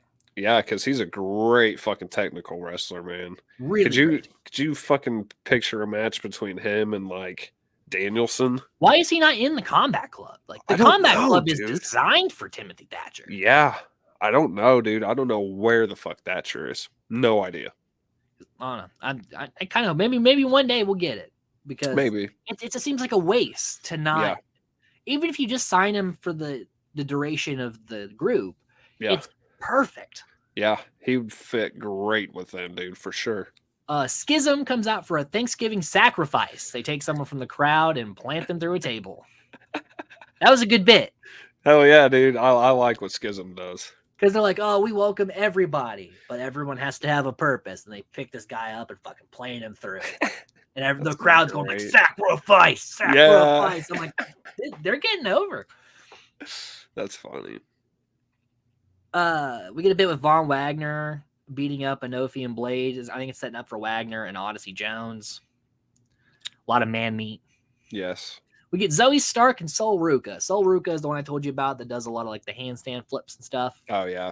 Stark does beat the hell out of her, but she has some comeback moments. She actually both performers look good. Obviously, Ruka didn't need to go over here. Starks is the one that you need to have shine here, but Ruka got enough moves in where it looked like she got something out of the match. Right. So for the first time I rated a match on this card, they gave it 3 stars. Yay, finally a match with a rating. And then we got Pretty Deadly versus Chase U for the NXT tag titles. I've never been a fan of Pretty Deadly. They're not that good in the ring. It's not that I don't like their gimmick. I don't understand it either. It's kind of odd, yeah. I just don't know what the point is. But I've also haven't watched them enough to where I would know. Right. Chase U, I get it. It's dumb, but it's dumb in an enjoyable way. Yeah. Don't think Duke Hudson should be in the group. But basically, the match is okay, but this girl in the group kept getting hit, and so Hudson kept missing the tag, and Chase gets banned. Yes. So Pretty Deadly retain. The Chase U storyline continues. I think this works for what it was going for. gives Pretty Deadly a match to have to where they still are relevant champions, Right. and progresses the Chase U storyline. So then we get our main event, which is followed by a big return. I don't know if you heard about this one. Don't think so. So Wes Lee versus Carmelo Hayes for the North American title. Oh shit. Both these guys are both fantastic. Wes Lee Yes. managed to not get thrown to the bottom of the card after MSK split. Yeah. Hayes is like the best thing to come out of NXT 2.0. I agree. These guys gave it their all. There was all sorts of crazy spin kicks and flips and reversals. But Wes Lee ends up getting the win here, defeating Carmelo Hayes and retaining his title. But then we get someone from the main roster returning to NXT. Uh-oh. Dominic Dijakovac. Oh, yeah. I did see that he went back, dude. And he attacks Wes Lee, and he will be Lee's next challenger. Man. Glad that they're finally... Because Dijakovac in NXT was great. Gold, dude. His stuff with Keith Lee was like that. Those are still some like great matches to show people to get him into wrestling. Yes. So, glad to see him back and that this T-bar shit is far behind him. Well, like I feel like the T-bar thing, like I liked that gimmick, but they just didn't put him in, a situation like they did when he was in NXT having those matches with fucking Keith Lee. Yeah, they never let him become a threat. But the guy, you look at him. He's fucking great, dude. Fuck yeah. And then you see him wrestle, and a guy that big should not be able to do what he does. No, but he fucking does. So it's a no-brainer. But as we saw toward the end of the Vince McMahon regime, no-brainers does not mean that it gets booked like that. Right, exactly. So yeah. Good for Dijak, man. I hope he gets somewhere with that shit. So NXT started bad, it ended okay. Yeah. Dynamite. We got Mox and Regal confrontation. Yes, dude. Wow. Where basically Mox tells Regal, get the fuck out of here. Because Danielson stopped him from beating his ass. Yeah. And he's like, okay, that's your warning. If I see you again, you're dead. Yeah. Keep walking. And when you walk too far, walk some more. Yep. Great promo. Oh, dude. Really gets the situation over. And like next week is MJF's time to talk, which will be there. Yeah. It builds the anticipation for that and also gets the storyline over. It was all in all just like great booking across the board. Yes. And then we get Hager versus Cassidy for the All-Atlantic title. Again, Cassidy in an opener. Yeah. The bit is that Cassidy keeps trying to take Hager's bucket hat, and Hager will stop wrestling to retrieve the bucket hat. And then along with Cassidy's normal bits. This is great. Dude, I love it. Because the orange punch gets the 3 because Hager was distracted by the hat. Right. Hager's not a very good wrestler. He's not a bad wrestler. He's actually probably one of the safer performers. Like he seems to like really put the guys in the right position, knows how to like keep people from getting injured. He does know what he's doing. But on his own, we saw with Jack Swagger. Okay, the guy is not a main eventer. No. But like he's a great MMA fighter. I've seen that. MMA fighter, yeah. But yeah, and he's not good on the mic, but like he knows where he fits in with the JAS. Yes. And so like this stuff here that he's doing with Cat, that was good stuff. That was good booking.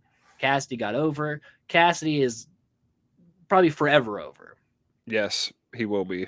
With the best friends and the title belt in the backpack and all of it. It's fucking great. And just when I think like he can't talk, he'll add something else. Yeah. Like, that was fucking great too. The guy just he knows what fucking will get over.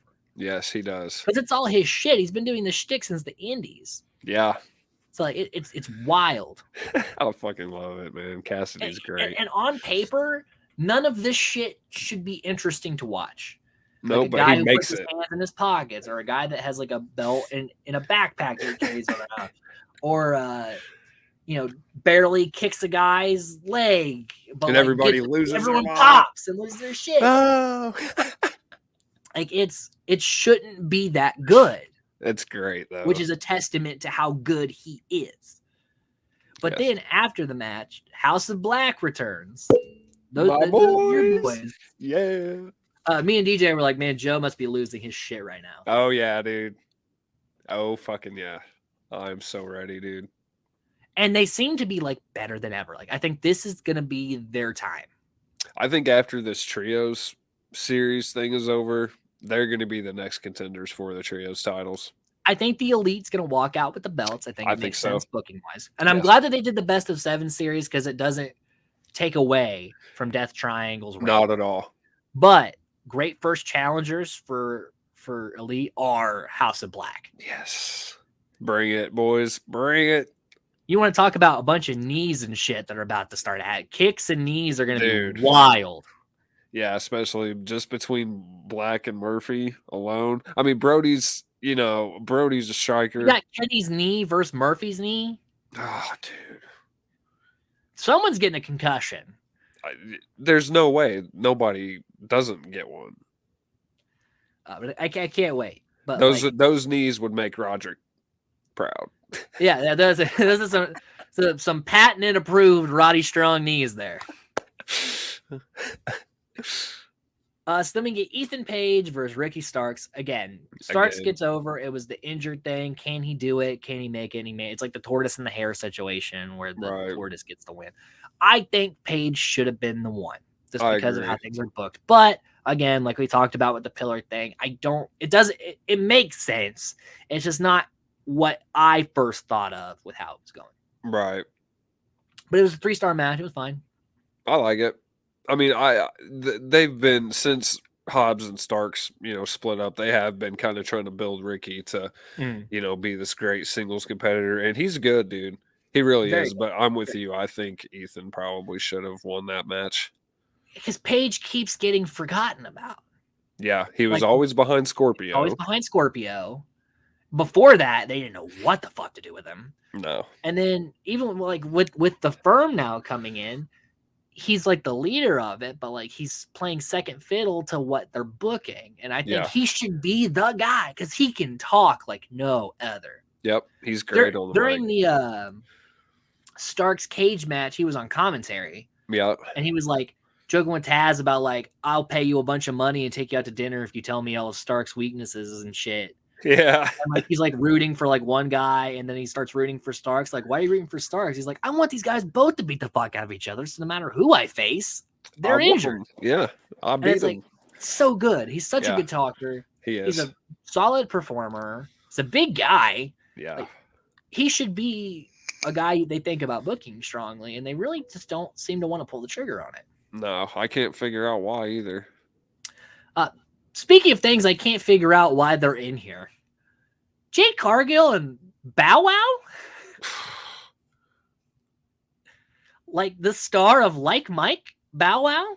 Yeah. What happened here? I don't know. I feel like that's something like a Vince McMahon would pull. And it didn't lead to anything.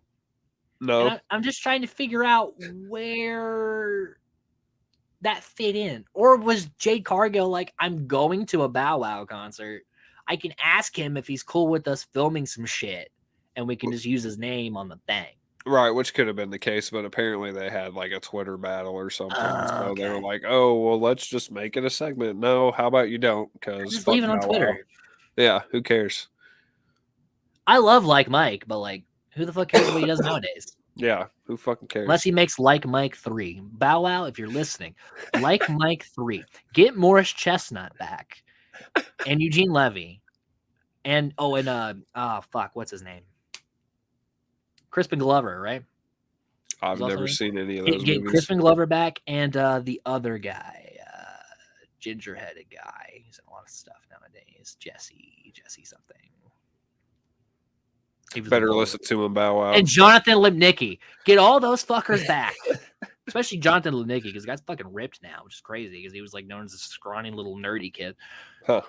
So yes, Bow Wow, if you were listening, all of that, get all those people back.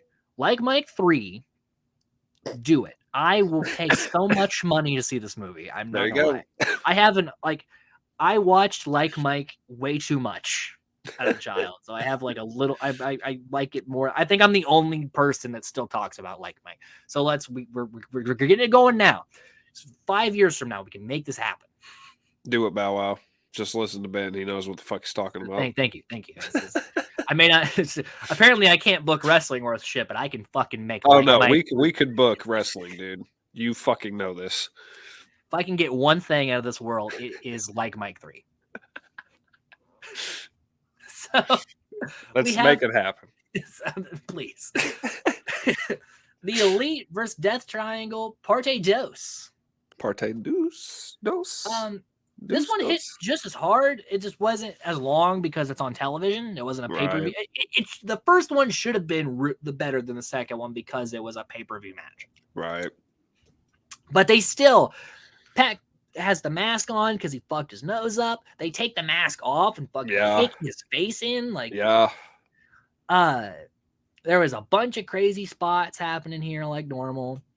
And it ends with Matt going to use the hammer this time. Yeah. But Penta this time comes in with the hammer and gets him and knocks him down. So now Death Triangle is up 2-0, which makes me think next week when we're there, we're getting a Bucks win. We're getting an elite win, which I want. Yep. We're not just getting an elite win, we're getting the first elite win. Elite win. The first one.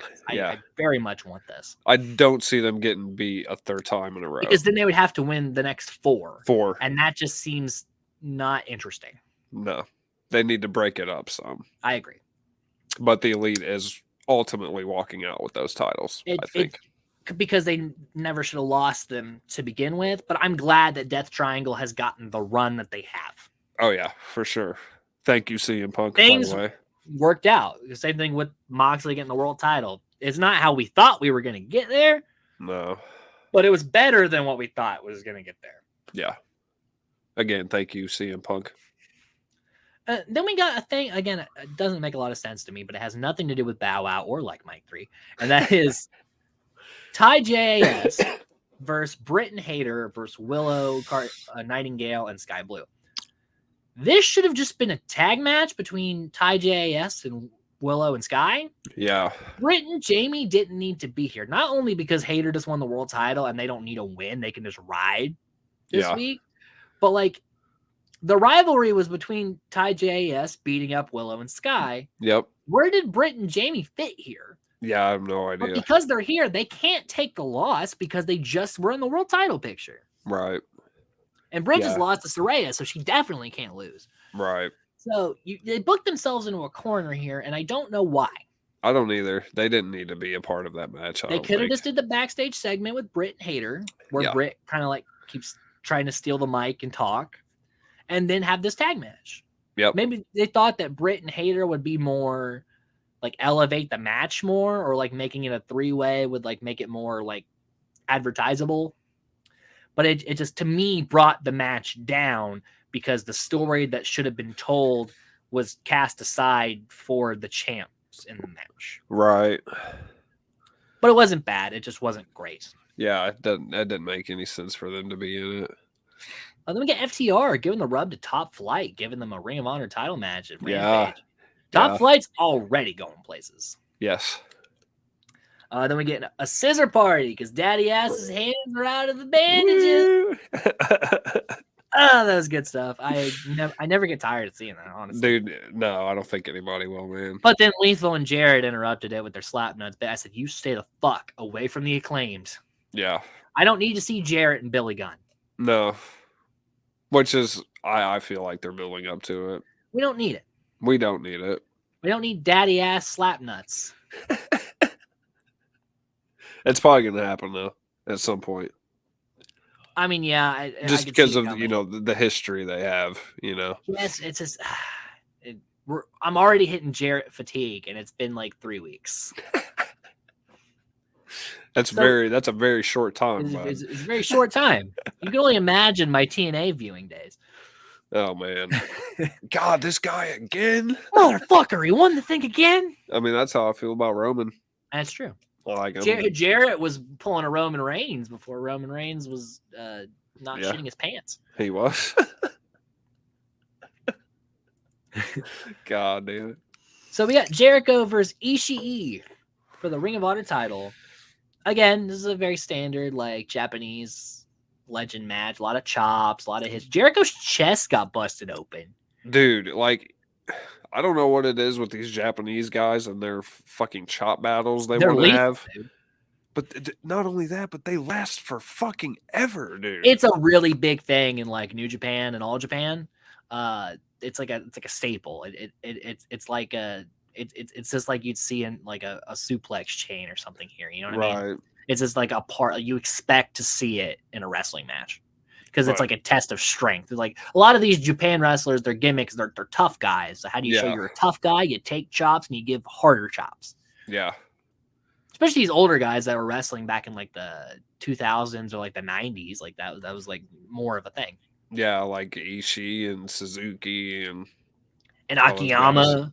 Yeah, It's like it makes sense, but it's just not the most interesting thing compared to the like we had the Elite and Death Triangle before this. So it's like, you know, right. But but like, it's a solid match. It's never bad.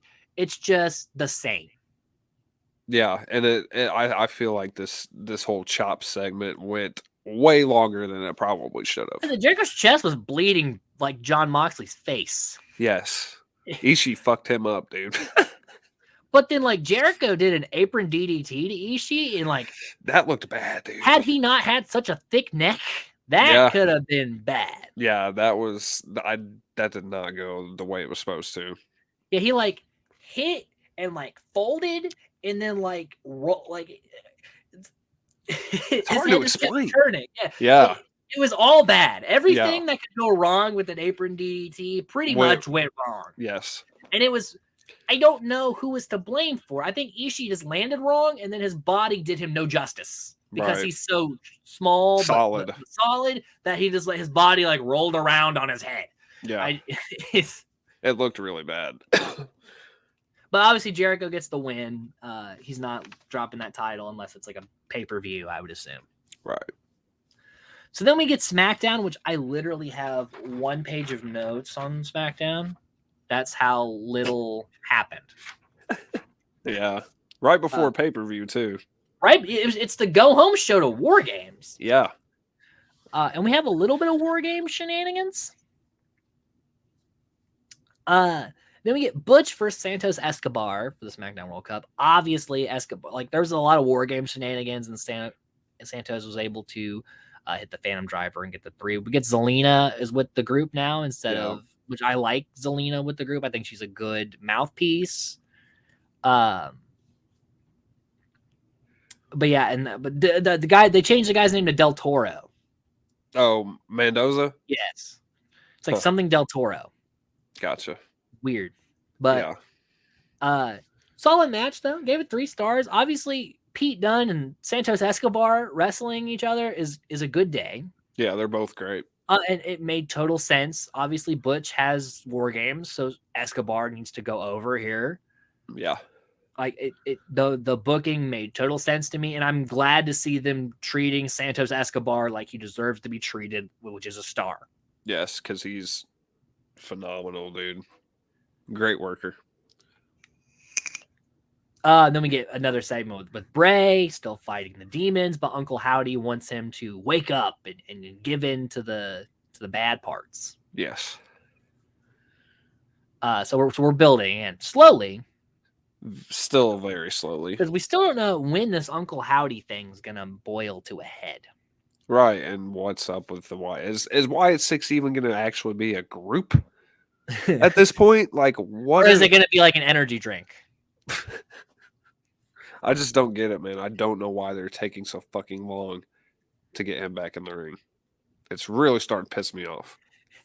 But it's going to be like that thing where the joke goes on so long that it's stale, but then it keeps going on, and then it gets funny again because you know it's that you're waiting, now you're pissed, and it's still going. Oh, now you're back in. Oh, now it's happening. Oh, I hit the right moment. We're good. That's kind of how Bray's booking goes. Yeah, I get it, but it's like, come on, man. You've been going long enough. You didn't go to AEW like we were all hoping. He didn't go he made a movie, which was an interesting move, and then but he stayed off the radar. And Bray knows how to but that's how you make yourself he was the hottest commodity on the free agent market. There was a company that did not throw him an offer because they know wherever he went, people were going to watch. Oh yeah. So, and he made him wait all the way till he came back to WWE. Like people, every week there was speculation on where Bray was going Every to be. fucking week, dude. It was like I got Britney sick watch of it. back in 2003. Like we were all just on our fucking edge of our seats, dude. Yeah. Yeah. Except instead of pictures of camel toes, we were seeing photos of cult-like images. Yep. You're damn right, dude. So we got Hit Row versus the Viking Raiders. Glad they did this because Hit Row is just the glorified jobbers at this point because they don't swerve. The Raiders are in their peak form. Dude, they've always been awesome, dude. But now, like ever since they left NXT, they've been booked as faces, which I think is wrong, and they haven't been booked like the physical threats that they are. Yeah. Here they look like threats, and of course they wrestle like threats. Yes. And then you got Sarah Logan, who's now going by Valhalla, which I'm okay with. Yeah, that's cool. And she's got like this priestess Viking gimmick, which is cool. Yeah. That's what and they run right through Hit Row. Yeah. Good for them, because fuck Hit Row. Never. Yeah, they call themselves the OG3. I'm like, fuck you. The group was started by Swerve, who is in AEW, doing like better things. Way better. Then we got Ricochet versus Braun Strowman in the SmackDown World Cup, and I said, "Oh fuck." Poor Ricochet. I literally wrote that in my notes. I said, "Poor Ricochet." I feel like we've said that about him a lot, more than we need to. The Brock Lesnar 1 minute match in fucking Saudi Arabia. Yeah, I had to take a fucking day-long flight to wrestle for a minute in a world title match. Like, fuck off. Yeah, with his talent. Yes, the guy is amazing. Yeah, but he gets the win here because Gunther distracts Strowman. Yes, this is building for Strowman Gunther. Will Ricochet, and I think Ricochet is going to lose to Santos Escobar, and I think that's the correct booking move. I think this is Escobar's shot. Yeah. But I like that they gave this to Ricochet. Where the fuck does he go from here? I don't know. It's hard telling, man. But I gave it 2.5 stars because it caught me off guard. Yeah, makes sense. KO tries to reason with Zayn about like, come on, this thing isn't going to end well with Roman. Jay's like at the door, like listening. This Sami Zayn has killed this bloodline thing, dude. It's been great. It's been great. Well, like every gimmick he's been given, he literally in Ring of Honor was El Generico, like which is probably one of the worst gimmicks you could give someone, and it was one of the most over things in the company. Yep. He knows how to make something work. He does. And he's like Rollins. This Sammy Uso thing, yes, Bloodline merch was selling because everyone whose kid was into wrestling, it was the easiest thing to find. Yeah. But the Sammy Uso shirts, the Feelin' Usi shirts, which Emily hates the term Usi. All of it. The honorary Us. Those shirts are selling like fucking like crazy numbers. Oh, I guarantee it. Guarantee it. And it seems like even the people in the bloodline are like having a genuinely good time. I think so. Because Sammy's funny. He's hilarious. Funny. He's got a good personality. He's a hell of a worker. Yeah. He's a great wrestler on top of this. Yeah. But he's such a good character where like you kind of forget that he can wrestle. Yep. Then we get Baze and Rousey versus Raquel and Shotzi. They jobbed Raquel out here. Which is dumb as fuck too. Yeah, like Raquel should have been the threat to maybe after Shotzi step up to Rousey, but after this, she has no credibility. No. 1 star, bullshit booking. I like that Baszler and Rousey are together, and it gives me a reason to watch frames with Ronda Rousey in professional wrestling. Again, I do not dislike Ronda Rousey as a fighter or as an actress, but as a wrestler, she brings nothing to the table. No, and I kind of feel the same way about Shayna. I've never been a big fan of her either. I think Shayna can go. Shayna can wrestle. She can. I feel she's definitely better than Ronda is. And it's not Ronda's fault. She was never meant to be a professional wrestler. No. So, and I can't blame her for taking the opportunity, but it's time for her to go away. Yeah, I agree. So Jay's ratting out Sammy. So now it's like, will Sammy turn on the bloodline at Wargames? And then we get McIntyre and Sheamus versus the Usos for the advantage. And ironically enough, the Brutes get the advantage because Yep. of miscommunication between the honorary Oos and the OG Oos, the right hand OG man Oos. and the Oosie man.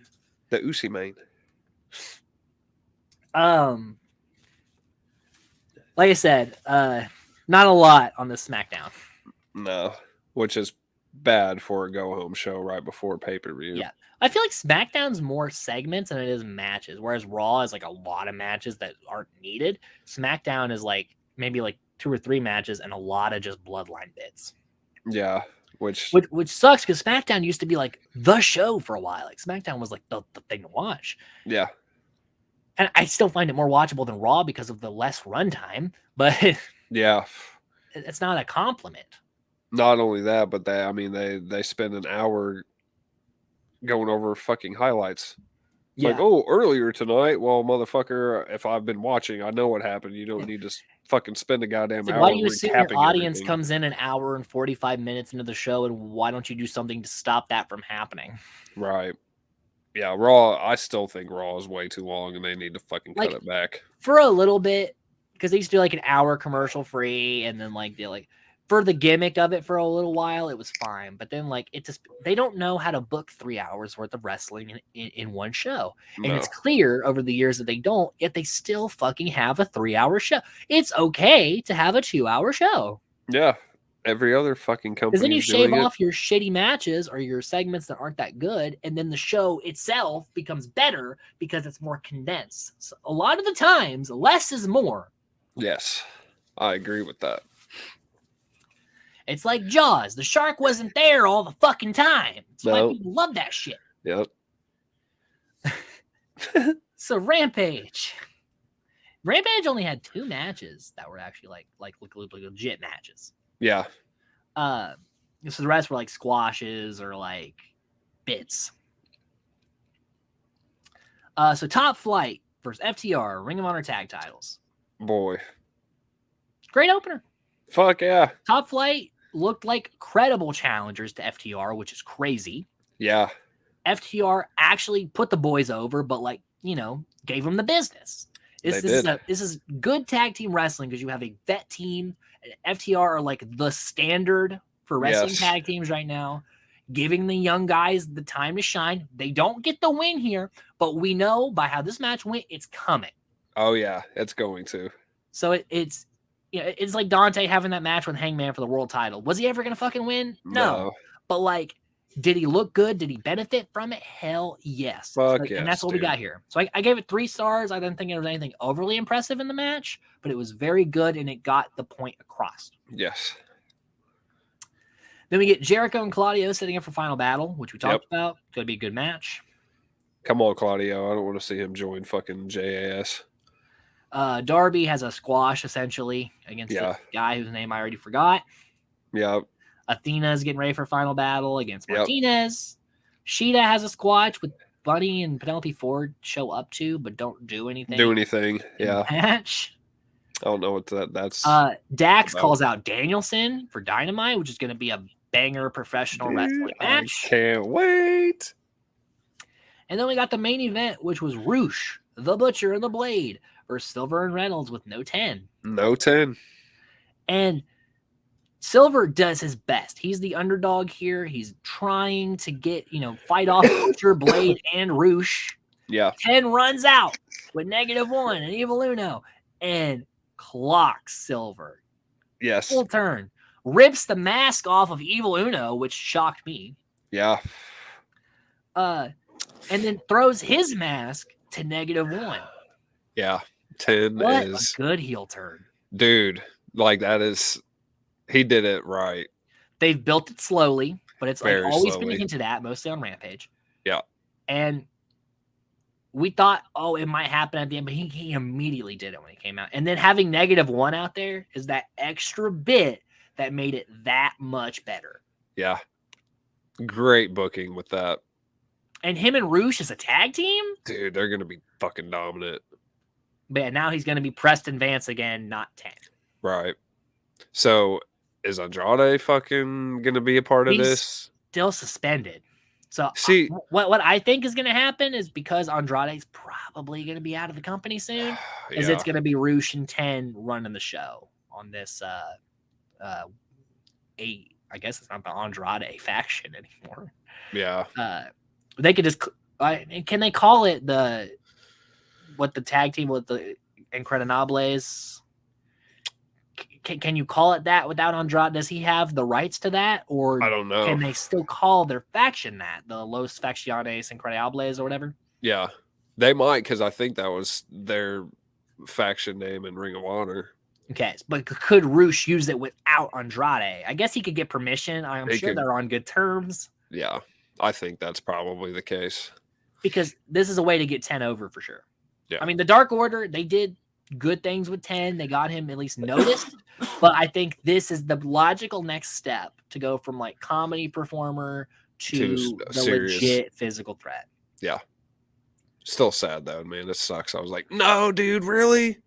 I mean, they got Grayson back in the Dark Order. So yeah, but I haven't seen him since that one bit. Right. I don't know. Hard to tell what the Dark Order has in store now. Yeah. I think the breakout star of the Dark Order is Silver. I think he's the guy that's going to go places. I don't know. Reynolds is doing pretty fucking good for himself. He's good, too, but he's the one I always forget about. I mean, I get it. And I feel bad because he's not a bad performer. It's just No. everyone else in the group had something that like Evil Uno is like a really good talker, and like kind of like his wrestle style makes him stand out. And then he has the games channel. And then 10 is huge in the fucking powerhouse. Johnny Hungy is like a great character, but a great wrestler. And he's like, he physically stands out. Alan Angels did like incredible shit in the ring. Grayson had like a good gimmick, and he was like really fast for a guy his size. I miss him, dude. And then there's Reynolds, who like, yeah, he's a good performer, but like compared to all the other guys, and like also Brody Lee, yeah, who the fuck is Alex Reynolds? Yeah. So then we head over to Wargames. Wargames. Which is Survivor Series, but presented at Wargames. Had a 5-match card because Wargames matches are long. Yes. We started out with the women's Wargames. I know you said you didn't like. I enjoyed it. I did not. I thought it was booked better than the men's, if I'm being honest. Like they had a lot of weapon spots. Yeah. A lot of people in here have had Wargames experience, so that like Belair looked the best, I would say, in this match. Yeah. Because she started it and consistently had spots throughout. Yep. Becky looked really good in this, but she also came out at the end, so didn't have to wrestle as much of the match. Nikki Cross, I think, comes out of this looking really good. Yeah. She had a lot of the high spots. Yeah. Did that cage dive. Yeah. Did Damage Control come out of this looking very good? No, they ate the loss, and they kind of got beat up a lot. Yeah. Ripley looked like a monster in this match.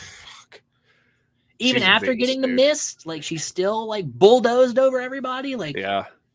Rhea's a badass, dude. So I think booking wise, I would have had Damage Control win, but I understand that Becky coming back was a big deal, and that's why they kind of got this over. Yeah. But Bayley has eaten so many losses that she needs something to legitimize her going forward. Yep.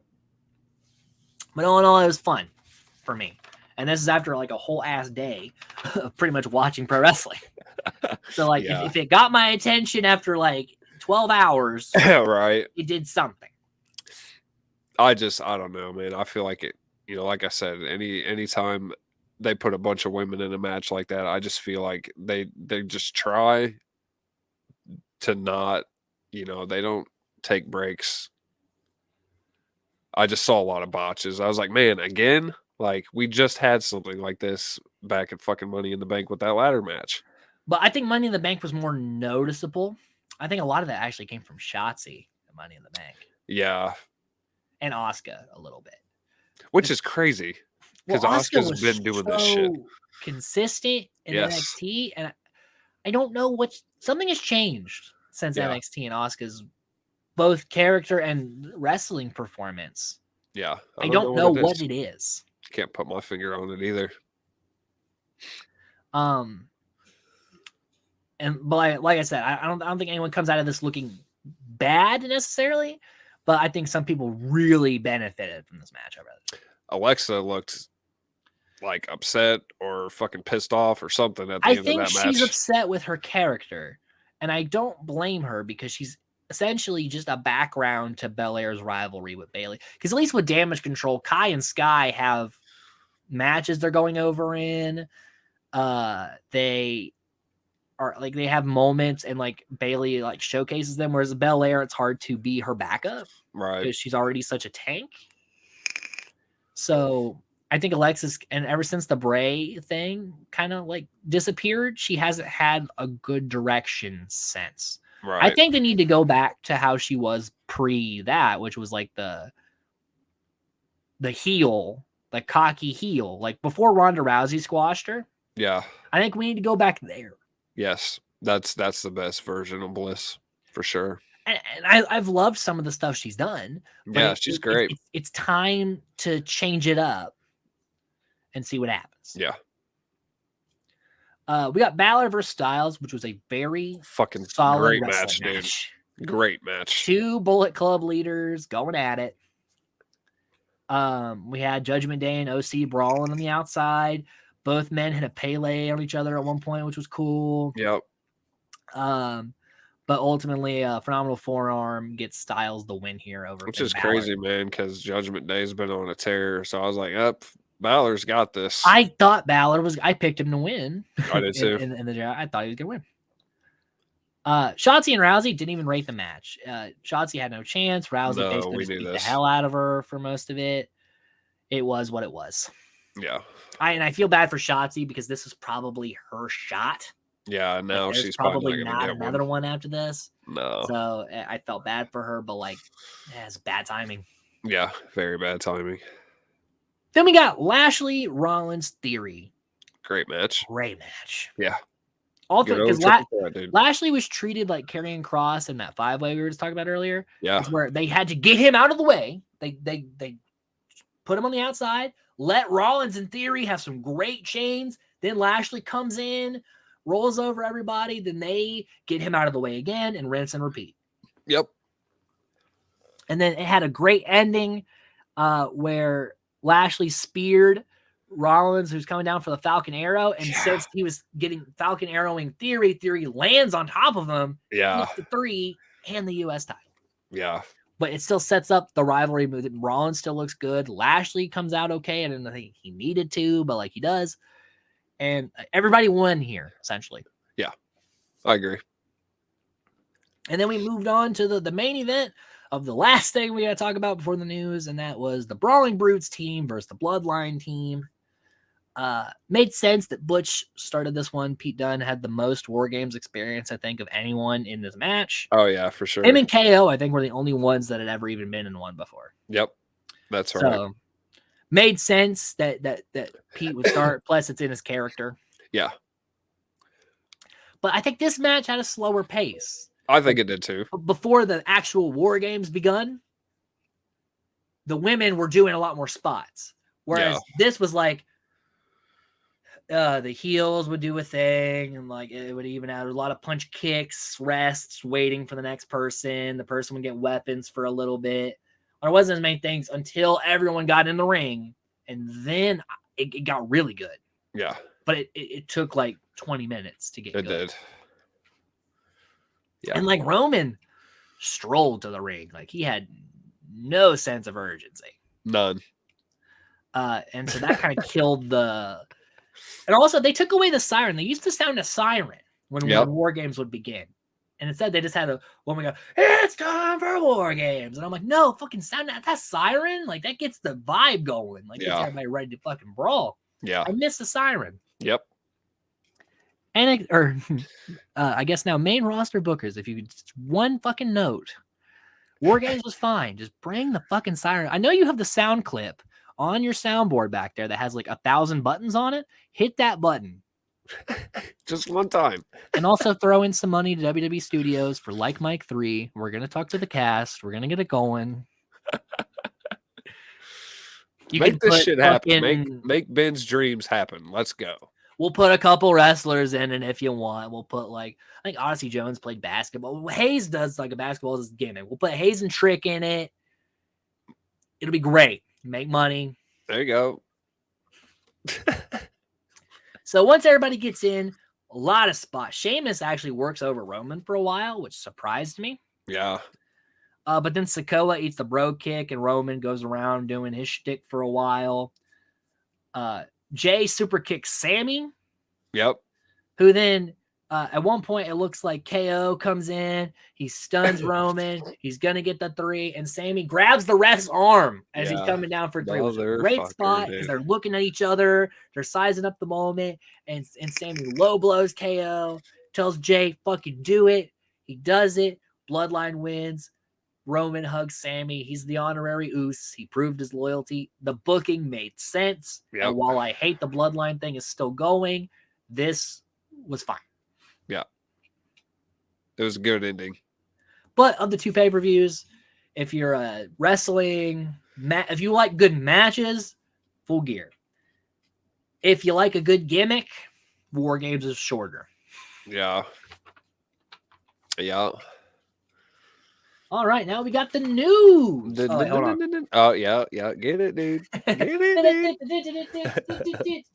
dude. Knocking shit on the floor. And I have earphones in this time, so I don't have to worry about the fucking headset bit. There you go. See? We're learning here at the Wrestle Vomit podcast. We get better each time. Yes, we do. So, next in line for Roman Reigns is Kevin Owens. We've set it up, and it's going to happen. I like it. Royal Rumble is when this is happening. Okay. It's not too far off. And the draft has been officially slated for post-WrestleMania. So after Mania. Yeah. Which I thought they were just doing away with it completely. They wanted to take time to figure out what was the best way with the new way of booking to move forward. Gotcha. So, I mean, they essentially posted almost a year. Yeah. Cabana almost killed in his match against Jericho. Yeah. Because he was wearing so much compression stuff. Poor guy. Fuck CM Punk. Fuck CM Punk. Not because I don't like the man, but just because this whole situation was bullshit. It's just stupid, man. Like you have the biggest fucking return in wrestling history. Because he's very salty at the Elite for doing the GTS because they were in Chicago, and the first match the Death Triangle had with the Elite, everyone was like, "Fuck CM Punk," and then because they were in Chicago, they were saying "fuck the Elite" and chanting CM Punk. So Kenny did this. He had to go to sleep. But like, come on, man! Like, and Punk's pretty salty about it. But it's like, I think they were just going off the Elite loves to clown. They do. And they were feeding off the crowd that was clearly the Chicago crowd. Yeah, which we all know is fucking Punk territory. Yeah. Orton had back fusion surgery, so he's going to be out for a while. Yeah, dude. They're saying that retirement's not out of the realm of possibility with this. He probably was gearing to it anyway. I think so, yeah. But I don't want this to be the way it happens. No. We never want anyone's career to end suddenly. We want it to end on their terms that works for everybody. Right. We talked about the Valhalla thing. They did this like Thanksgiving home invasion thing where Rhea and Dom beat up Ray in his house. Dude, that was a stupid fucking segment. They're having fun with it. Rhea and Dom are having a good old time. And you can tell they are, but it's just like, come on. I don't know why they're trying to put Dom over like that. Cody Rhodes being back soon. We talked about probably Rumble. Makes sense. Be cool to see Cody come back. Yeah.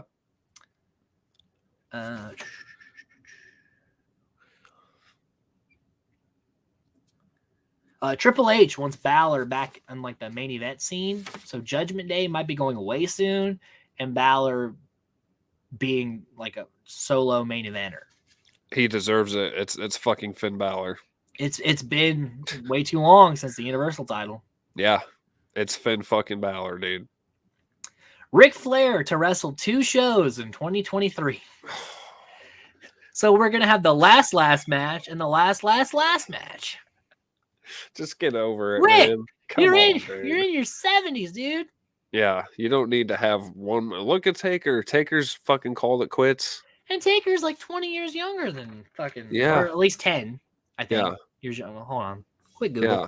Come on, Flair. Ric Flair. He doesn't need to have another fucking match. Flair is 73. Yeah, he's 73. And Undertaker, I think he's in his 50s, right?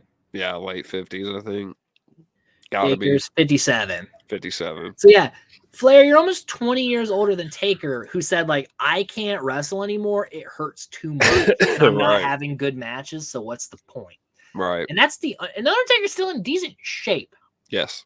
Flair looks like he could die if you sneezed. Yeah, it looks Near like Joe him. Biden. The wind might knock him over and he break a rib and die. Yeah. And he's getting in the ring not one more time, but 2 more fucking times. Rick, what the hell? Yeah. It's stupid, dude. It's like he actually genuinely might want to die in the ring on pay-per-view. He very well could too. It's fucking wild, dude. It's dumb, man. Like, come on. But like, shame on these promoters for booking this. I know Ric Flair draws money, but like, at what point does it just become sad and is not even remotely entertaining anymore? Because I'm just worried, genuinely, that he might die. Yeah, there's a very good chance. I don't want to see Ric Flair die in the ring. No. That would suck. We talked a little bit about Strowman's Twitter beef. He's been trying to mock like flippy wrestlers, which I think losing to Ricochet was like a punishment for that. Yeah. And Corbin, of all people, called him out. It was like, dude, everyone's got a place on the card. Right. It's like, yeah, dude, fuck you, Braun. Yeah, you're a big dude. But like some of these flippy wrestlers, like Omega, like the Bucks, like Death Triangle, are some of the great. They're way better than you. Oh yeah. It's because they can fucking move around more. And I like Braun, but it's like, yeah, shut up. Yeah, dude. Like, get the fuck out of here, man. Like, he's stuck with like Vince McMahon fucking wrestling. Speaking of flippy dudes, Montez Ford coming back soon. Ready to see him back in the ring. Dude, I'm sure he's packed on another fucking 3 inches of fucking muscle. I was like, every time I see him, he gets Dude, bigger. I don't know what the fuck he's doing, but man, that dude's shredded. I mean, his wife is also one of the most shredded people I've seen too, you know? Yeah. I'm sure they work out together. He's huge though, dude. Montez is so fucking big now. He's already a freak athlete. Like, yeah. He's got hops like a motherfucker. Oh yeah, you see his frog splashes, man. He fucking yeah. Yeah. He's got the ups, that's for sure. Morrison recently on a podcast shared thoughts about Punk, about he gets where he's coming from, and I think he just has like a bad way of going about it. He said it took them like 20 matches before they actually got along with each other. Damn. And we talked about Dijak. So that's the news. Oh, Dijak. Anything to add, Joe, before we start closing this shit out? No, man. I think that sums it up, dude. It's good podcast. Well, that's going to do it for this mega podcast on the 10th edition of Wrestle Vomit that we've done here. Let us know in the comments how oozy you're feeling today.